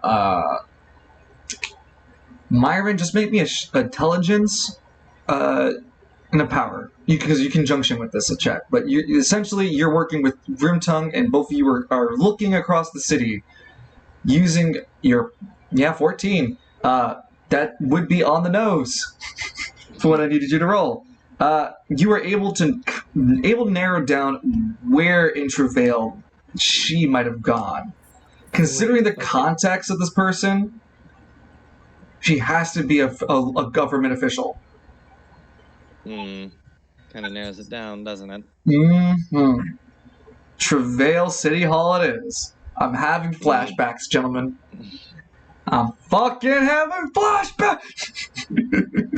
Dungeon, there are 3 rounds, right? Qualifying, semifinal, and final? C. Good, okay. This mason jar is going to come in extremely useful, though.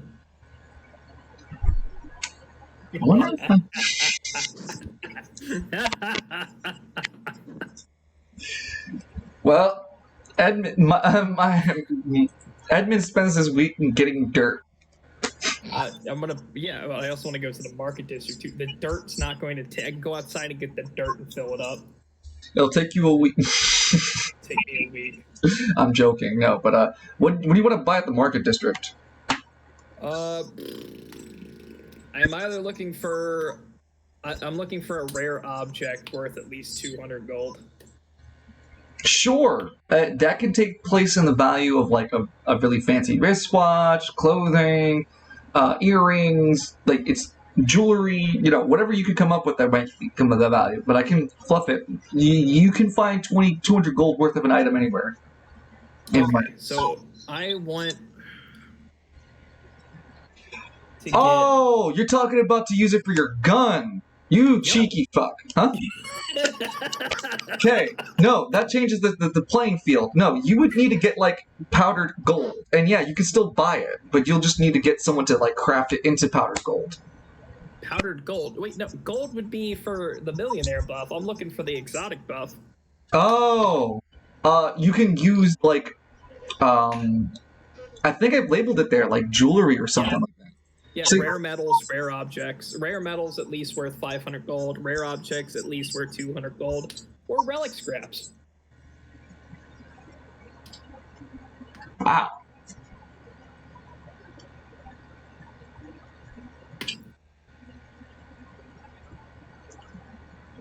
God damn, did I make it that strong? Okay. But yeah, rare objects, like, oh, Jesus Christ, I wasn't really thinking about that. Rare objects. Yeah, so it has to be like jewelry, because, again, it has to be big enough for you to fit into the gun. Oh, I'm sure the mason jar could fit into the gun as well. The whole mason jar? You could pour the dirt into it. Well, yeah, I have the dirt, which is the dirt. I have the glass from the mason jar, and I have the metal lid. We don't break it down by components like that, Mr. Cheeky Fuck. Can I at least have the dirt in the mason jar? Yes, you can. You That's have, I would say you have like 4 servings of dirt. So like 4 rounds of ammunition with dirt with that one masonry jar. Okay. But can I use the mason jar once it's empty as an ammo component as well?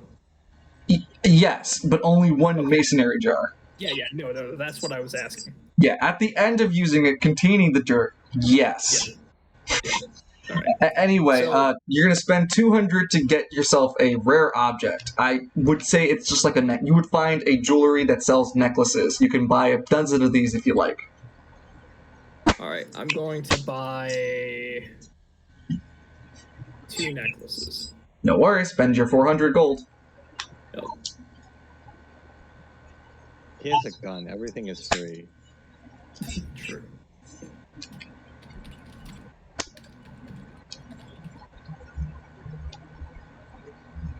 And Myron, did you want to buy anything since you joined Edmund in this journey of his? You'd see Edmund just buy necklaces.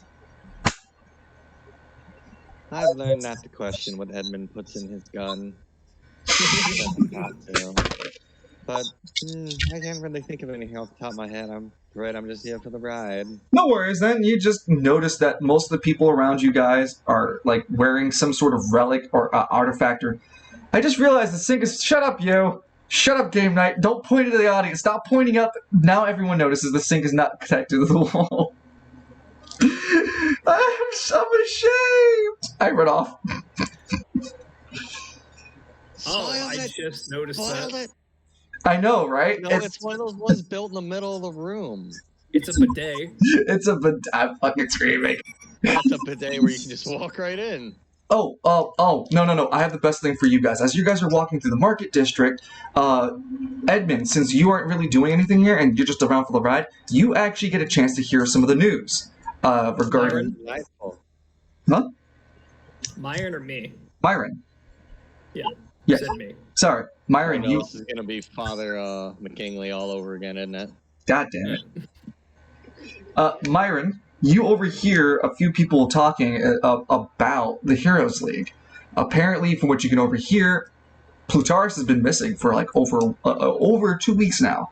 Hasn't made a press conference, and it sounds like things are really coming apart over there at the Spire itself due to his absence. Good. Well, there's chaos, there's opportunity. We'll have to keep that in the back burner. Edmund, prepare for more Austin. All right. You hear Alistair in the background? Oh no. And we go back to the city scene. Hold on. The city map. The city map. Ah, yes. Continue to fuck with me.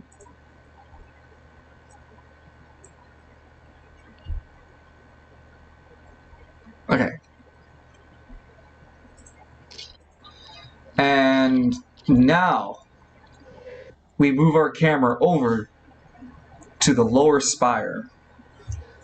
Zector, Alistair, and Father Falcone are all arriving to the large wall that divides the lower spire and Travail. The drawbridge is ominously already hung open, despite the fact that it usually required to be pulled open by the security behind. The security that was there before that harassed you, Alistair, isn't there anymore. It's empty. So, one more time, please. I wish I got more snacks, Alistair. The man builds up a powerful hunger walking here. Alistair, there isn't the security that you once saw around here. Everything just feels empty. Like there's no one around. Yeah, Father, I know that a hell beast like you needs his calories. Wait, why is this place empty? Zector looks around, scanning with his mechanical eyes. That's just scathing remarks. I do not detect any life forms near us. That's a good question. Well, didn't you say something about metal men attacking everybody? Zector nods. You are correct. No, I'm going to assume they don't show up on life readings because, they're not alive. Affirmative. I was scanning for civilians. Alright, give me, I don't know, a robot scan? What the hell would you call that? I can perform a radar search. There you go. Give me one of those, please. Are you sure about that? I ask. As the DM straightforward to you. Are you sure? Well, no, they could probably pick up a ping like that, couldn't they? There is the small chance that I could be noticed before I notice them. Yes. Yes, It's not risky then. Yeah, let's be stealthy then. I mean, Lance isn't here, so we should be able to pull it off, yeah? Lance. As the team goes over to the inner spire, the word Lance hangs in the air a little bit longer than usual. Camera turns. And we're taken into the void.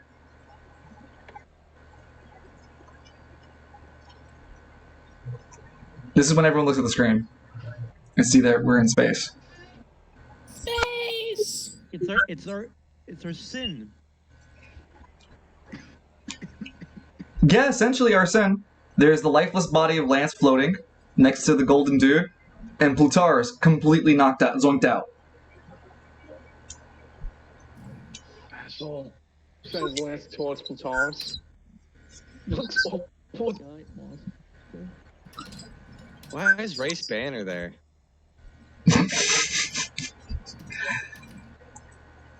As you're floating into space, how does Lance feel? You barely have any of your own like energy, like your own. You don't really feel your heart beating. It beats much slower here.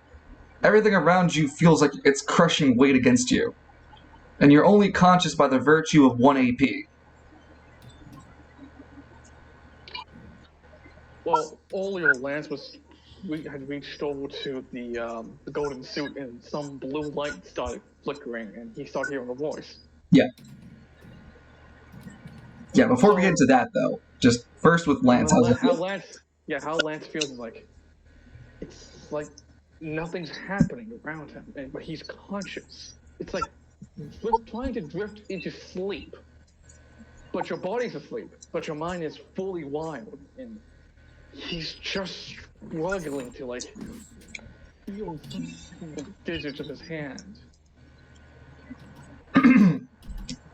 As you reached out with your remaining good hand and touched the chest of the unit of the robot, you hear the humming and the beeping noises of the suit activating. Hello, I am Suit Regulus. Model mark error. Suit malfunction. What's it called? 68% compromised. Nanobots cannot reboot. Nanobots require metal scraps to reorganized outer layer.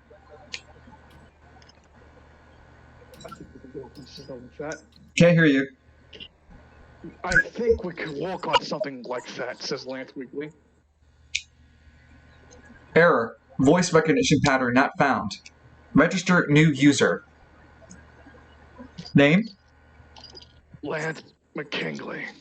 Registering Lance McKinley as new user. The remaining pieces of the suit begin to slip onto Lance's arm, like liquid metal. Well, this thing was a relic. It begins to pierce your skin Lance... as it kicks over your body. Oh, hey, I can feel something. Well, typically you would feel that pain. It'd be like unbearable types of level of pain as the nano robots begin to fuse with Lance's biological molecular structure, essentially turning his biomass and then trying to convert it into more nanomachines for itself. Oh god, he's gonna be a sentient cloud. Can Lance activate Proof of Hero while this is happening? You don't have your relic on you. Oh, it's just sitting there in the fucking world, isn't it? It couldn't come with you anyway, yeah. Yeah, Lance always was as a necklace. I get it. It could not come with you here. Gotcha. Lance, as you feel this machine reconfigure your body, you begin to hear something. You begin to hear like a whooshing sound.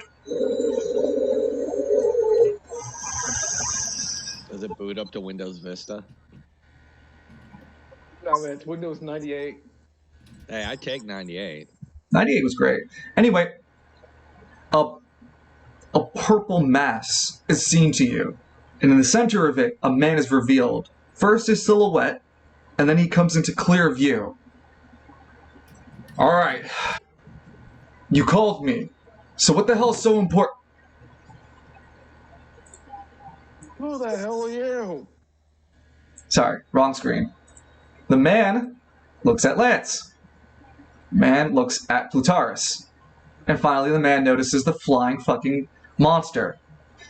He grabs the bridge of his brow. Of course Plutarchus leaves me with all of his shit to clean up. He looks back over at Lance, who spoke. You're not knocked down. No. You hear the whooshing sound again. Oh, he's the emissary you're talking about. Lance, you begin to feel... No, not feel. Begin to see, like, purple lights begin to, like, form around you, as if a hand is slowly materializing to hold you. Lance turns around and, like, tries to get away from me. Like, kind of To wave it off? fight back. Yeah, like, to fight it back. Ah. You're wearing that suit now. You can make a power check. Not power, sorry, strength check. Because it's only Lance. At the end of the day, it's just Lance. Come on, Lance, don't do me wrong. Rolled a Damn. 24. You needed to roll it was a DC of 20, so you needed to roll a crit. The suit...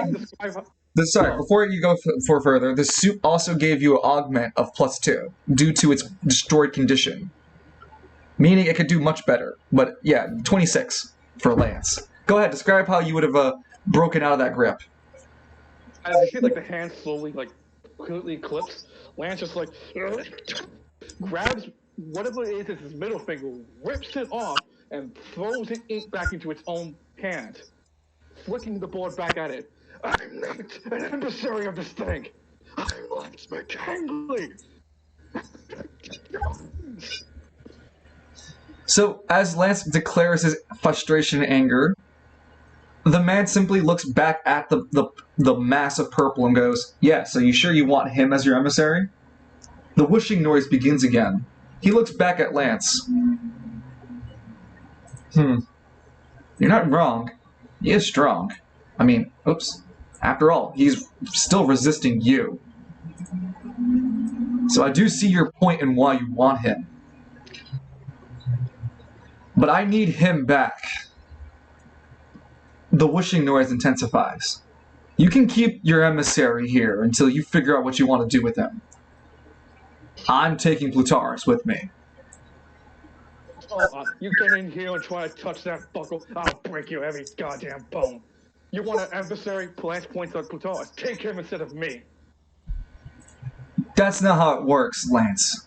Fuck you. That's how exactly this is gonna work. That asshole deserves to be here. He cut my legs off and my hand. He's gonna suffer and heal what the rest of the fucking assholes I put here myself. You want an emissary? This thing wants an emissary? I'm paid for, asshole. I'm 100% done with this fuck. That's your escalated. Lance, as you were yelling and screaming, you would see that this man floats effortlessly towards you.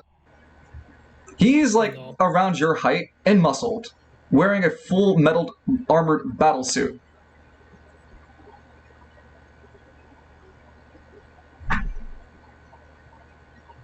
I'm sorry. I didn't hear you from all the way over there, Lance. Did you want to repeat yourself? You still got one limb to lose. I believe he said "fuck you."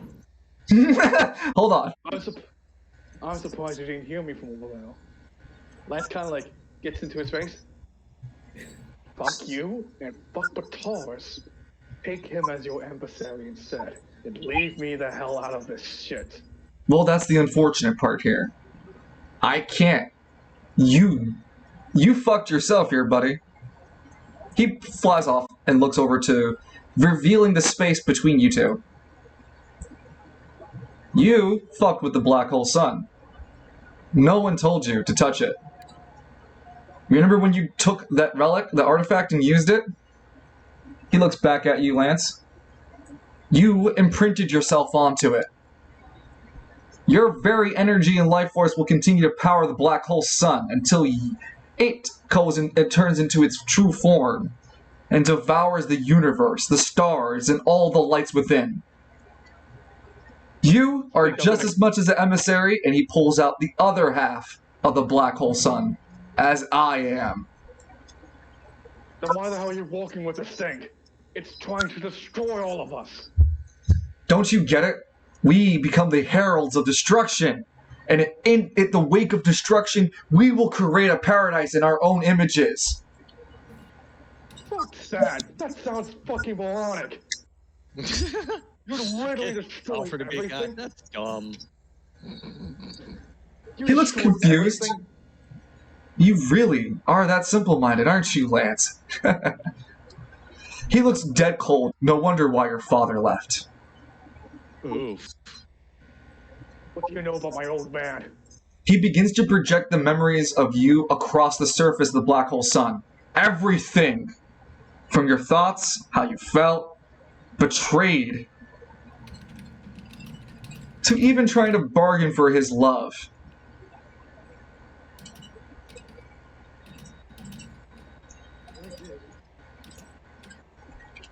Sorry, I couldn't hear you. Just get that? No. Oh, no, it's Lance just keeps glaring at him. Another driver. I'm going to destroy Black Hole Sun. I'm gonna crush this pathetic dream of destroying it. And if you're the end result of dying from it... Can't you hear how much your sputtering energy is going out? You're in the face of total annihilation, and I get it. You're frustrated. You're angry. But Lance, he floats over again. This is bigger than the both of us. He puts his hand over Lance's shoulder and points towards the black hole sun. Don't you see, Lance? This is your chance to get the power you've always wanted. The ability to stand up to your father and not need his love. The ability to tackle on Spiral City and defeat the Spiral Council. This, Lance, this is how we'll do it. Stop Lance looks down. resisting. You're right. I always wanted that power. And you're right. I always wanted to make the city better. But Lance glares back up to him. I never wanted innocent people to die on that dream of mine. I've gained my own power from other sources. I'm not gonna let my friends die because of my selfishness. And he tries to slug him in the face. Yeah, you do. You connect solidly. But the man looks looks nonchalant at you, like doesn't affect him. You can see the ripple of your attack pulsate across the surface of the black hole sun. What do you do? What do you plan to do here, Lance? Beat me to submission? It's futile. We are both powered by the same source of energy now. Don't you get it? That little spark of anima power that went into you, he pushes you, was the black hole sun, you fool.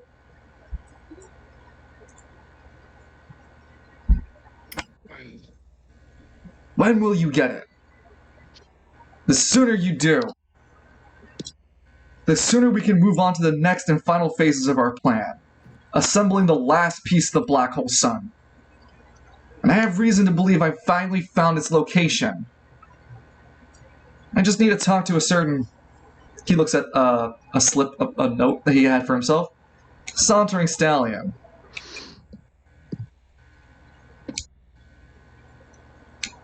When I get out of here, I'll make sure to beat you to a bloody pulp. I So will never you're- walk with it. So you're still going to resist, Lance McKinley, huh? Well, at least the one thing I can say, he holds up his right hand as he pulls over the black hole sun, is that Lance McKinley did not go down screaming like a little bitch. And he hurls the black hole sun at Lance.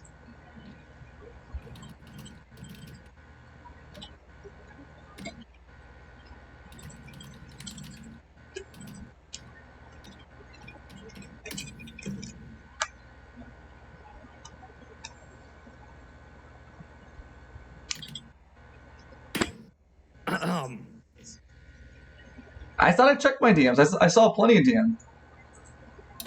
Oh, yeah. Yeah, I mean, Yes, but like it's most like any other generic villain kind of motif, you know? All right. Anyway, I'm just trying to get 500 gold. fine. Take 500 gold. Yeah.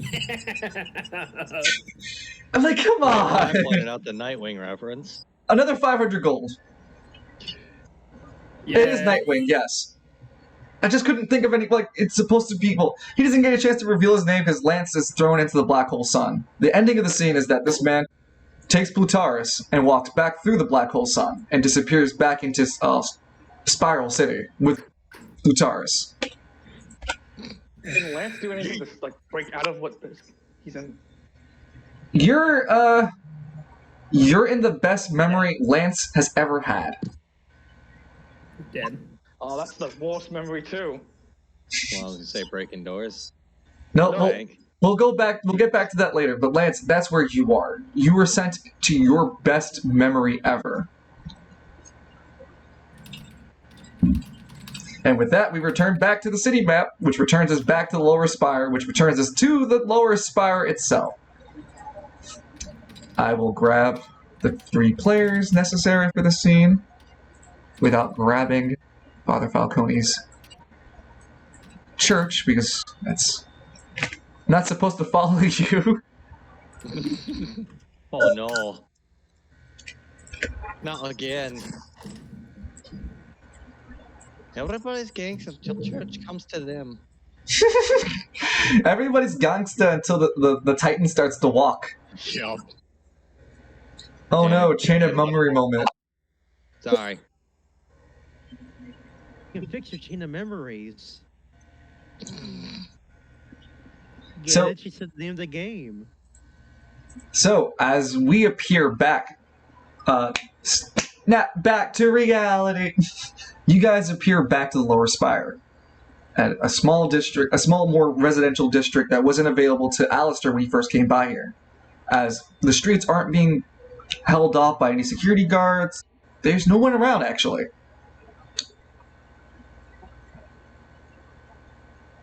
Huh. All the traffic lights are noticeably on and off, as if they're flicking. That's not normal. I wouldn't know. I don't get to this much part of town very much. Falcone, you sniff the air, and it smells like fabric softener. Oh, I hate that smell. Bad luck smell. It reminds me of the Troubles. Oh no. The troubles? This is the adventure phase of the lower spire. You guys can venture around, either look into stores, walk through the streets, or look around your immediate environment. But I'll narrate as you walk around. Right now, there isn't really much. The only noticeable weird thing is that the traffic lights are all going off. Do you think traffic will be a concern while we're here? Everyone gets spotted crossing the street. I don't see any cars. I don't see anyone. But this is your shindig, so what's the plan? Zector scans the area. I don't see any movement anywhere. Even the stores, he walks up to one of the storefronts, seem to be empty. I guess just in case let's stick together and let's check out these stores. It doesn't take too long, but you guys go through some of the smaller stores in the area. One's a bike shop, one's a cell phone store, one's a corner store. But all of them have the same 3 things in common. Nobody's there, the doors are wide open, and it doesn't seem like there's anything out of place. Everything's fine. And everything's free. Father, no. This will be a Father, Oh, yes. Zector holds out his right arm to keep Father Falcone in check. Negative. We are not going to loot. I'm sorry. Who made you the boss of me? Positive. We're going to. And in fact, more importantly, who made you the boss of my friend? Technically, wouldn't I be the boss since I know who arranged this? It was a rhetorical question. I cannot answer a rhetorical question. Only a Sith deals in absolutes. Well, I don't need shit from you either. Only a Sith deals in absolutes. No, you start that right now. Alright, I'm gonna loot later when you're not around. I want loot from the rich people. I mean, the This is the lower. lower spire. This is the rich people. I meant like the Taking, higher for spire. the church. Yeah, I'm taking for the church. I have a collection plate. As you guys have finished exploring the stores, you guys can now explore a baseball field, like which was their park area, or go towards the train tracks. Train track sounds dangerous as hell, so maybe I think it's with the baseball field. Well, you think everyone pissed off for a game of around the diamond? All right, you're in charge. You guys approach towards the park area, and as you're making your way over there, yeah, you're going to cross an intersection.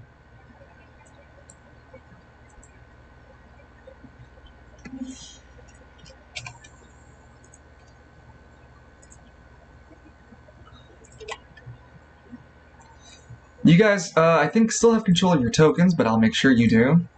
Yep, you have control of your token. No, you don't have control of your token. Father Falcone has now control of his token. And you guys can arrange yourselves across the board, either at the front or any of those tiles you like to be in. In the front row, the What tiles, the hell is it? middle rows, or the back row. This is the battle grid. I'm bringing that back for just this one encounter because it's reference to the no, inside boys. So each tile, each of the one blue squares has 4 tile areas in it.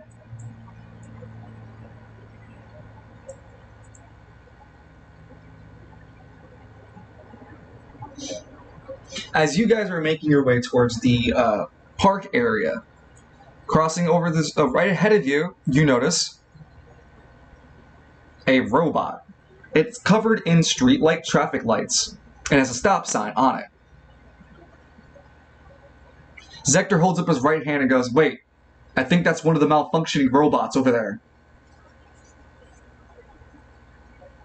Was it want to collect traffic lights for a living? No, I believe that one is supposed to help stop traffic and, show it around. With the traps to stop lights on it and all that. Wish I had a better image. I do have a handout I can make real quick. I don't think it's friendly looking. It's not supposed to be.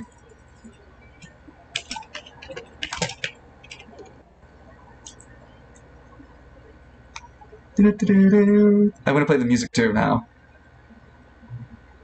As we're officially going to get into combat. Oh, here it is, Lower Spire. And here we are.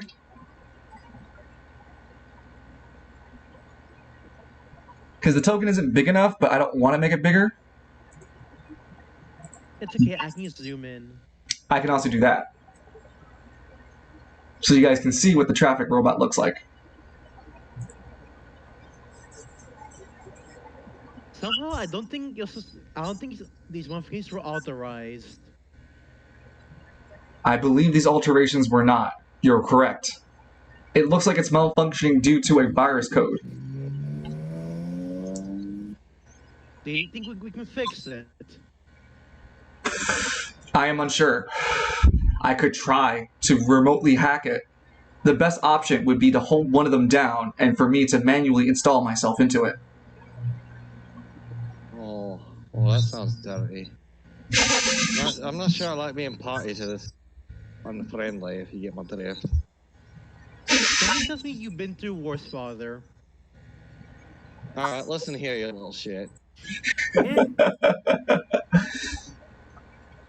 The robot turns its head on a swivel, and notices the 3 of you across the street. It You begins. don't want any part of this metal, man. It slams the stop sign as if it does. Oh, really? Oh, he leans over and like playfully nudges Alice's shoulder. Oh, we got us a brave one here. Maybe he uploaded courage.exe. This thing's got a few drivers to lose. Let's see if we can get it back to normal. And I love this. I love this. All How right. many pots does it need to be in for you to fix it? Oh, you talking to Zector? Well, whoever can answer the question, honestly. Zector, technically speaking, I wouldn't want you to destroy the machine at all. In fact, Oh, as many as it takes, eh? Well, all right, then here we go. wait, no, negative. Negative Balls Ghost on my Riders. head. Crimson eyes. Hold on. Wait, Before wait. that actually happens, though, we have to roll for initiative. Because you're not going to pop it before we start combat. You're popping it on your turn. At least it's not going to. The robot's not into battle position yet. Oh God. Why are you cucking the father? I'm not cucking him. Speed and dexterity, everybody. Okay. All right. I'm not talking about Edmund. Zector rolled a 10. Alistair rolled a fucking 18. Woo! Oh yeah. I wonder who's going last. Dick. Whoa! And speed. That's not bad. An 8. That's not bad at all. Statistically speaking, for him, no, that's not bad at all. No. You're still last. I told you. I He's didn't- a Oh tank. boy. I didn't doubt The you. He can also fly. When the tank rolls the highest he's ever rolled for initiative, the tank still goes last. Sounds about right. Alistair, you go first. This is why we don't play Paladin. You know, I could play Paladin. But I got Empire at War right now. But anyway, let's get a little bit of this combat out in the way. Alistair, you have 2 actions and a movement. Father, it's your move. Father. Spend on father. Hold on. Let's get this started, and I'll summon a portal. Let's say, you know what? Since when I have Falcone hold down this robot, and I emphasize hold it down gently. Okay, so a portal right in front of Father Falcone. Okay. Mm-hmm. Let's see. A little too far for you to open a portal. How far can we go for this 36, guy? 32. Oh, so you mean right here? Would be here. You 6 tiles. You can move up. Yeah. 1, 2, 3. I think this will be good. Yeah, because I'll put a portal right in front of him.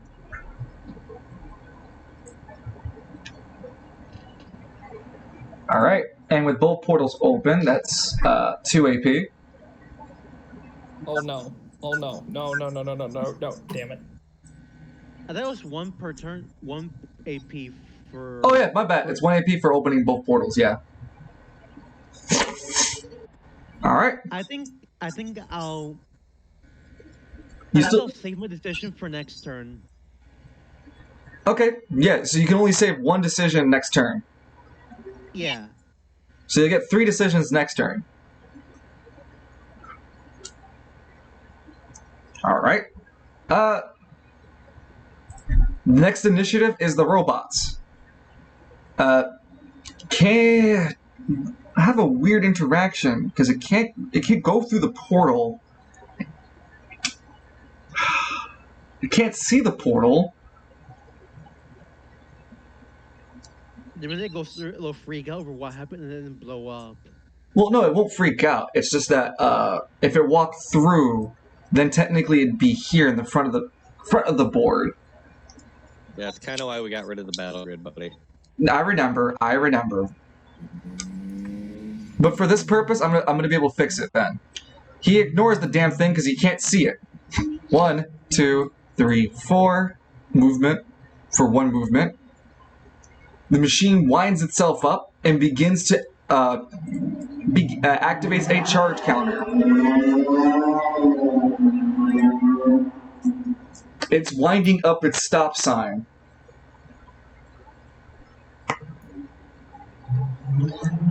Next up on the initiative order is going to be Zector.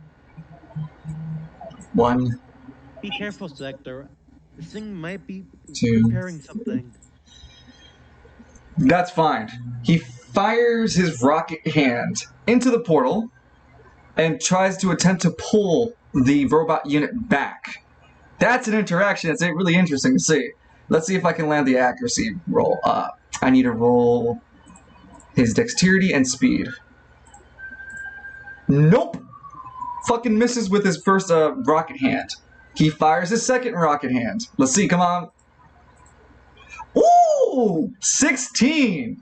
Very nice. Yeah, so he rocket grabs him and pulls the sign. He pulls back the sign creature to a tile behind it, disrupting the charge counter.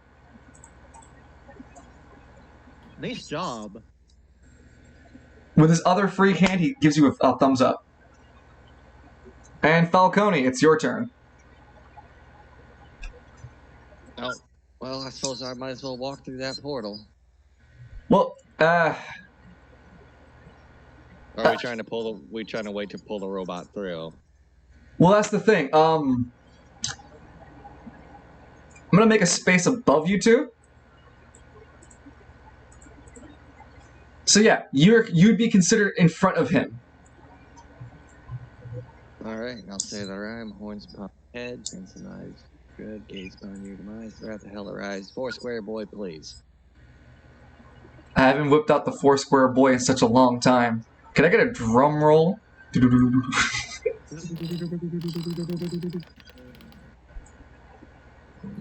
He's gonna go have a good time here. Hell's Wrath transforms. He's only the size of a man. Oh no.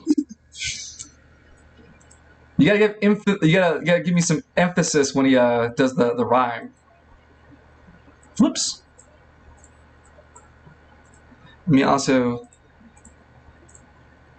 give you access to him by just calling it Father Falcone, because I'm not wrong.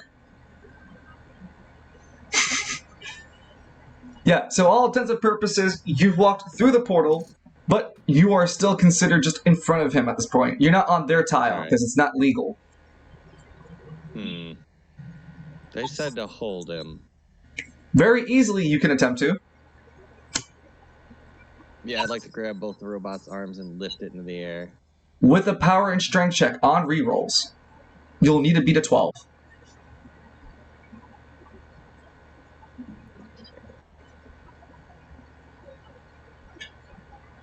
Oh, you're rolling as... Did you roll as Myron? No, I'm rolling off Falcone's stuff. Falcone and Hell's Wrath off the character sheets. Oh, okay. Then one more time with the reroll. Nice. Oh my god. Yeah, that's some rough rolls. A 9 and a 5. That is, wait, 14. Yeah, so that's high enough. Yep. Yeah, you grappled him. You grappled the robot. Yeah, just lift him in the air and hold him there. Yeah, that's perfectly fine. You grappled this robot and held it up in the air. With that, that's the end of the round 1 turn. Turn 2. You begin to hear movement from down this road and see the arrival of a bipedal robot with 2 large hauling hands. What is that? Zector looks concerned and goes, "That looks like a hauling robot designed for constructing, lifting up heavy rebar and placing structure beams in place. It does not seem friendly." That could go. That sounds very dangerous. Threat level, out of 10, 7. Oh, jeez. Ah, scheisse. We'll go through one more round, and then we'll be in time for wrapping up the roleplay for today. As let's go ahead and have everyone roll for their speed and dexterity checks.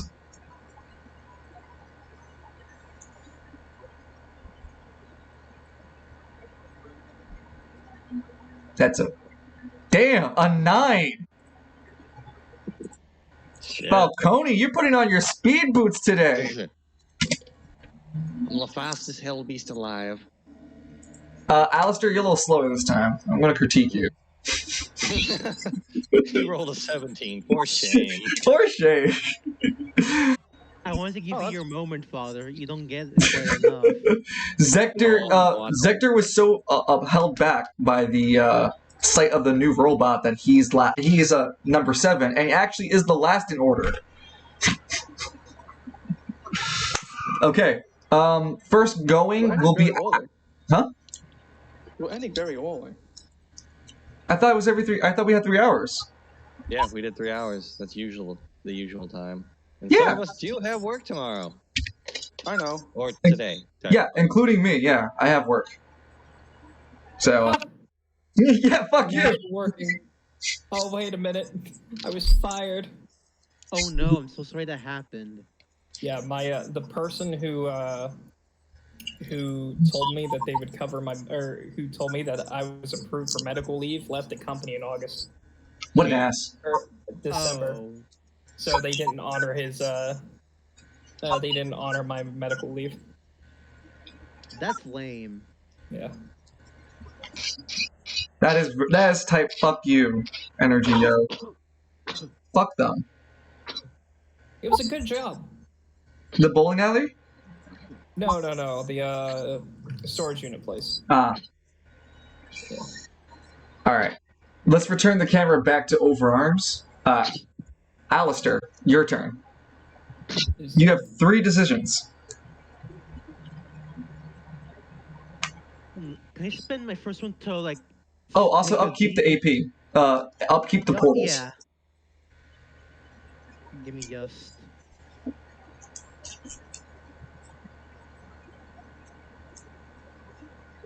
Yeah, I was keeping up. I should be at 15 now. Alright.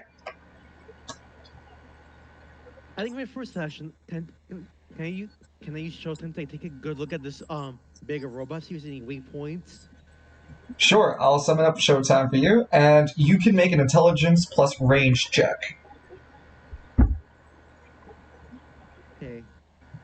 And for aspiration for safety reasons, I'm a junction that. That's your junction. Oh right. Where Rolling the in fuck it. is Alistair? Oh, here you are. Where's Showtime? There you are. Ouch. Oof. Yeah. Oh god. I have to see this in a minute. See. 8. You're only able to dissect within Oh my god. within 8. You're only able to discern its HP and defense stat, which is HP 35, defense 20. Well, I guess getting me an idea on how hard we should hit it. I'm kind of curious about the robot, so guys, let's try not to destroy it completely. Zector looks over at Alistair a little bit nervous. I don't believe we can hold them down. I believe we should scrap some of them. I'm in asking, maybe after you hack the small fry, he could go after this guy next. Unless it's too dangerous. What do you think? We do not know the combat prowess of that robot. I believe we should take it down with extreme prejudice. Alright, fair enough. Robot on robot violence. Let's go! So you spent 1 decision to look into that robot over there. Zector out here about to commit robicide. You have 2 more decisions left, Alistair. You know, I'll summon my warp speed portal. All right, that doesn't spend a decision, but where would you like to put your warp speed portal? Can I put one? I don't know, right here. That's in range. Yeah, I can see it.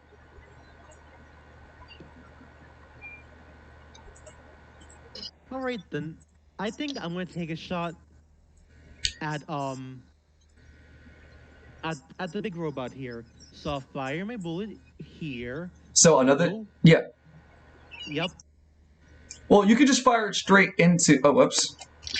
You can fire it just straight into the green portal, and redirected from the green portal into the robot. I could, but this one was flashier. Fire! Damn it! Because I don't know. You cannot redirect your bullet once it goes to the portal. Okay, yeah, let's do that then. Firing right into the green portal and out of the other one. Go ahead and make your accuracy check to hit. And it has a reroll due to going through the portal. I think I left a macro. Yeah, 21 is high enough. Is that the revolt? Is that really what I left it as? Yeah, very accuracy. Wow. Just to be sure. Yup. Mm-hmm. Try the 21's fine. Yeah, I'll take the 21. Yeah. Yeah. So you hit, Just to make sure. and then roll for damage, which gets a multiplier. Right? Wait, hold on. Let me pull up the ability again. Showtime. Attack gains advantage, true damage, and deals double damage. Yeah. So 44 damage. You blew it up. The bullet cracks. How's that, Zector? Zector nods in approval. As you crack through the center plate of the robot and explodes.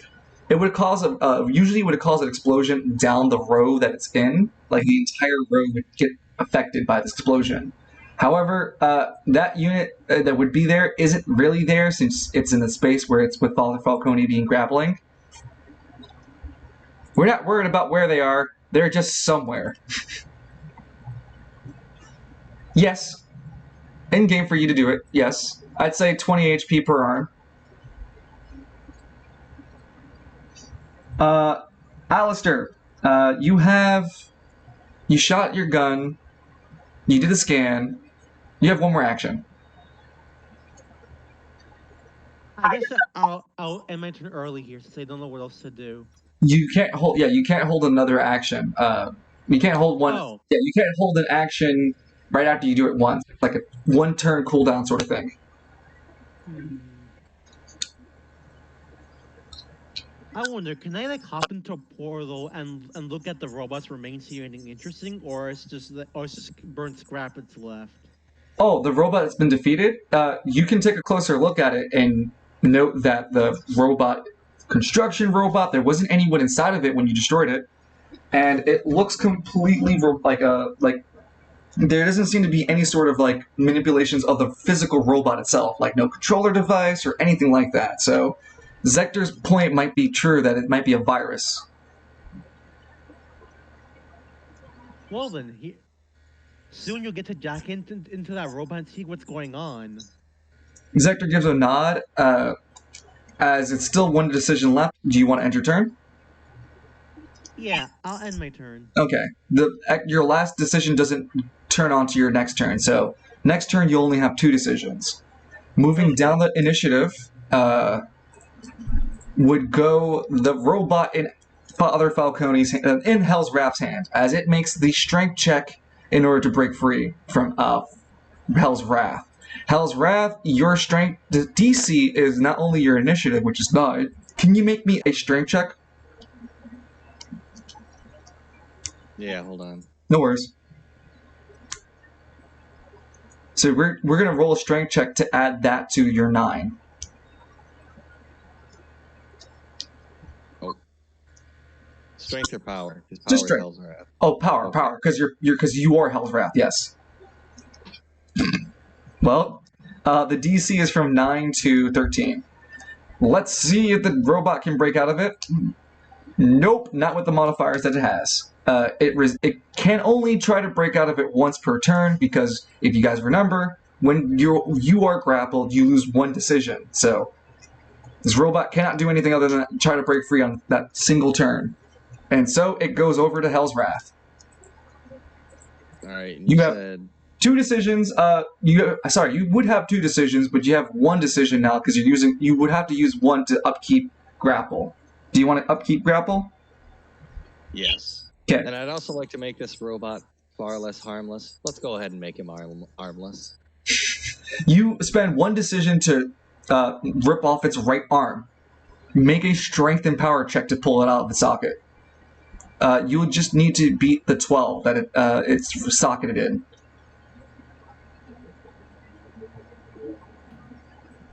Yeah, with the 14, you rip off its right arm. It loses 20 HP.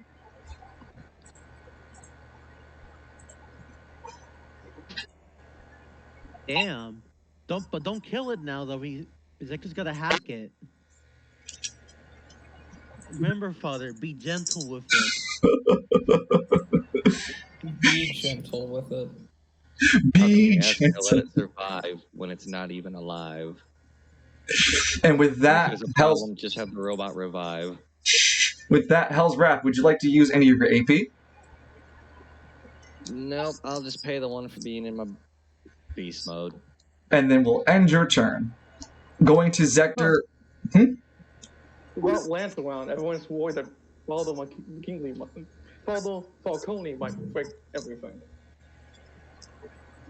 You know what's great is I've got fucking Doom music playing in the background. I forgot to fucking play the music. Shit! You reminded me! Shit! I forgot to play the fucking Mega Man music. Oh. It's a 30-minute cut too, thank you. Alright. It is Zector's turn. Zector reaches his hand into the, spends his decision and reaches his hand into the portal, reaching it over to the grappled traffic robot, and begins to try and dissect the traffic robot. Also, before I continue, I'm going to make another handout, so you guys can look at the glory that is the hauler robot. The one that Alistair just put a hole in. Yep. Why'd you give him a bolter rifle? Who? Oh, yeah. Alistair. Yeah, no, I gave his secondary ability the ability to turn things into bolter rifles. That was my mistake. There you guys are. You guys can see what the hauler robot looks like. Aw, That's a big one. that's a big one. CV-48. Construction vehicle 48, yep. So, with that being said, Zector now makes another decision using his intelligence stat as well as his power stat in order to try to hack the robot. If he fails below a margin of 5 or greater, he can potentially get reverse hacked. Oh God. His DC to break this is 12 still. Wow. Right off the gates with 11 and a 5, rolling at a solid 16. He hacks. His right hand begins to like shudder with electrical pulses. I'm able to bypass the first proxy, the firewall. There's a problem. What's the matter? I just set off an alarm. More robots are coming. Father Falcone, or Hell's Wrath, please hold that robot for 2 more turns. I'm not done yet. But as I continue to hack, more robots will appear.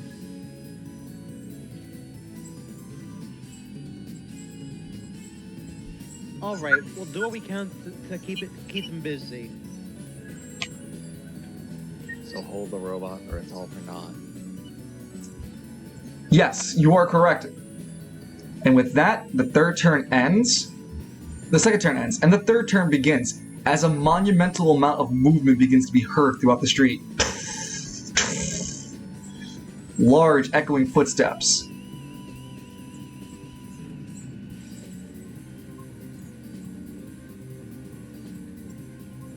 Now, okay, now, this is ridiculous. It's like an anima and a machine combined.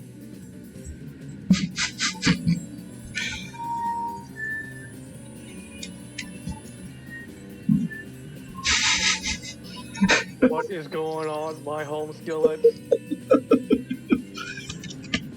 It's supposed to be that big. Yep. It is to size, yes. It's larger than Father Falcone. It's farther than Hell's Wrath, yes. Farther than Hell's Wrath. Father the Hell's Wrath. But yes, no, it's supposed to be that big.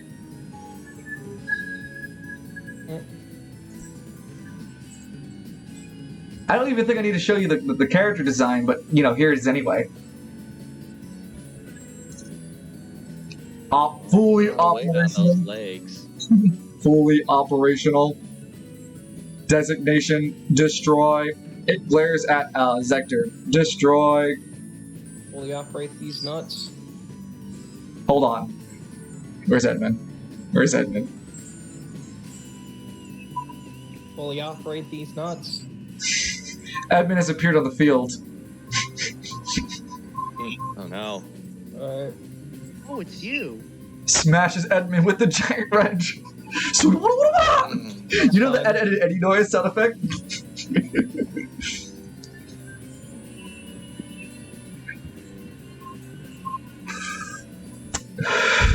Yeah, no, your bullets go like the way of Thanos snapping someone with his fingers and turning people to ashes.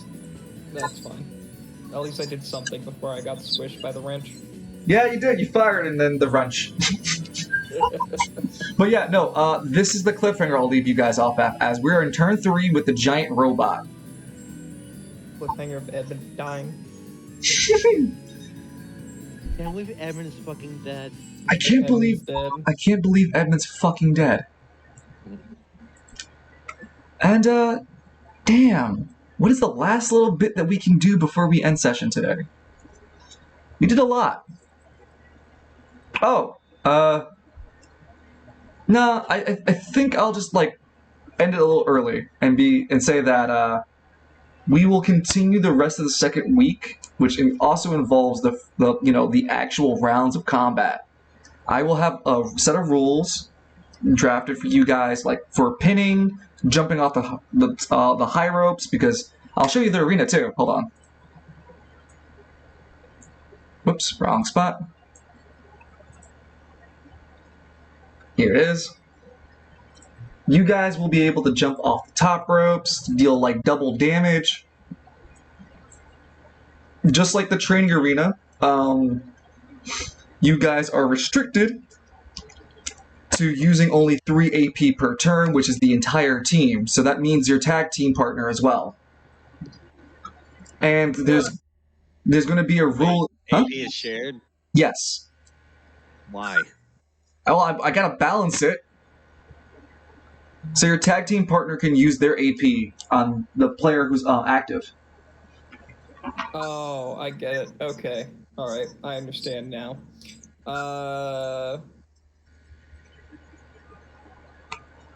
So... Let's say, for example, Edmund's the one fighting. Myron can spend 1 AP on Edmund, who's fighting, or spend 1 AP on his opponent. The team, the team collectively shares 3 AP, but that's like limiting per AP on the combat. No, I thought you meant our natural AP pools. Oh, God no. Because there's just something about Lance being able to throw 5 AP in a single turn to kill something doesn't sit well with me, so I thought about that for this tournament. You expect me to use AP? I'm sorry? What? Yeah, he's got a jar of dirt. He's already good to go. I've got a jar of dirt. Otherwise, there'll also be another ruling. If you can able to grapple and then pin your opponent, you're able to win the fight without defeating both opponents. Because if you only defeat them by proxy of lowering their HP to 0, then you have to fight the other opponent as well. Say, for example, Myron was defeated in combat, but wasn't pinned. Then Edmund has a chance to go into fight. And that means Edmund has a chance to win the fight entirely for Edmund and Myron. Myron, so it's an elimination tag match. Yes. Okay. Just the one thing is that if you pin your opponent and keep them pinned, then you win by what's it called? Pinfall. Whatever it's called. I don't know what it's called. Holding someone down for 3 counts? Yeah. Yeah. What's that called? A pinfall. Yeah, so I was right. So yeah, if you hold your opponent down in a pinfall, then you win the entire round without fighting the second opponent. Okay. So what you're telling me is kneecap both of them. Kneecap the partner inside, or the active duty person, and just lay on top of them. Can't get up if they're kneecapped. Can't get up if they're kneecapped. You're correct. But we'll have to see how break their backs. True, we can I make guess- everyone paralyzed. Which one will break first, Batman? But yeah, I'll have the can rules. Go ahead. I can also aim a bullet at their stomach and let their stomach acid leak into their insides. We're not that literal with it. Otherwise, the person with the strongest anima would be Alistair here. I can shoot him in the stomach. You can open a portal and redirect your bullet to go nowhere, and then open another portal to bisect your stomach. So then that way the You won't other. let him bisect people. I tried that. I know. I By did let your it. own rules, he is not that strong. I know. Pull Evan to the green portal, and he'll just get torn to shreds. He has done that before. How brutal can we be during this tournament? Can we start ripping out organs? Is this a Mortal Kombat? Can we be Mortal Kombat? I was thinking way more of Tekken, but I can try to lean into Mortal Kombat. Great. Well, there's a recent Mortal Kombat beat Tekken in sales. I will. They're gonna come back. It's alright. They're gonna come back alive. Yeah. I mean, this is a setting where death doesn't matter, so we're all good. I hope someone has therapists to help with all the trauma from the memories of dying.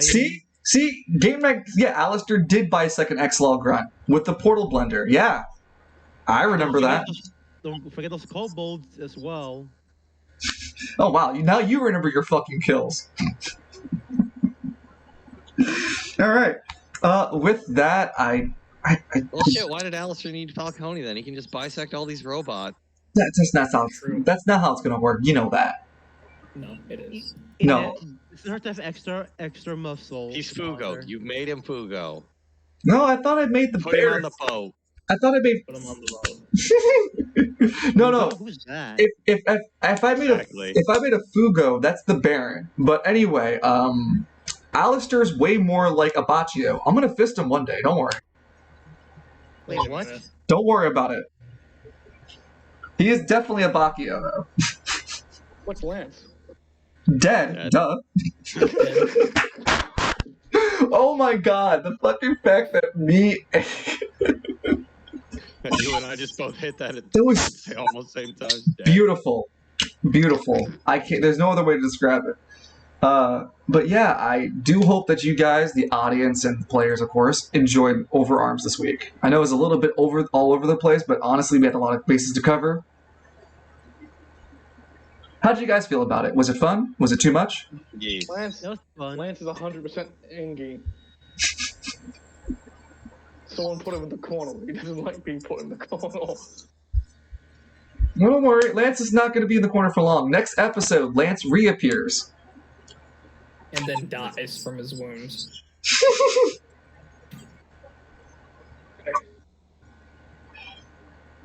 So, gun sword. No, I'm not doing that at the end of my roleplay, Danny. With that, do you guys have any comments, questions, or concerns? Not that I can think of. And, you know, Take the battle grid. Huh? Take the battle grid. you hate Put it it? the same place we put it to save Sonic. Lion, where do we put Sonic to save him? In In the goddamn trash. Okay, I hear you. You don't like the battle mat. I get it. I'm sorry. I brought it back because it fit for Mega Man Battle Network. It was the only reason. I'm sorry. I got the reference, therefore I get gold. No, you don't get any more gold, you fat fuck. Talking to my handy capable friend over here. I told you I'm able. Maybe I should get the Founder Gold because I know it's all referencing the viruses, Maverick, Sigma, X5. Sigma? Okay, Yeah. we're not there yet with The that. Sigma But virus? Yep. technically speaking, I suppose. But yes, that's the reference. Fine, 500 gold for Alistair. Sigma 500 big. gold for everybody. I mean, no, but like, it's not really called the Sigma virus, but it is a virus like the Sigma virus, so technically it's similar in reference. That's why I give it to him. What did you name it? The Omega virus? No, Oh, yeah, No. I don't like that Yeah. silence. Yeah. no, I called it the Dark Side. Alright. But yeah, I hope you guys enjoyed a little bit of the tournament. We're going to begin it, and I'll have the actual posting of it on our Discord, my actual Discord, and the Overarms personal. And this is where we find out that the virus is infecting the robots are either Klez or I love you, in which case we run.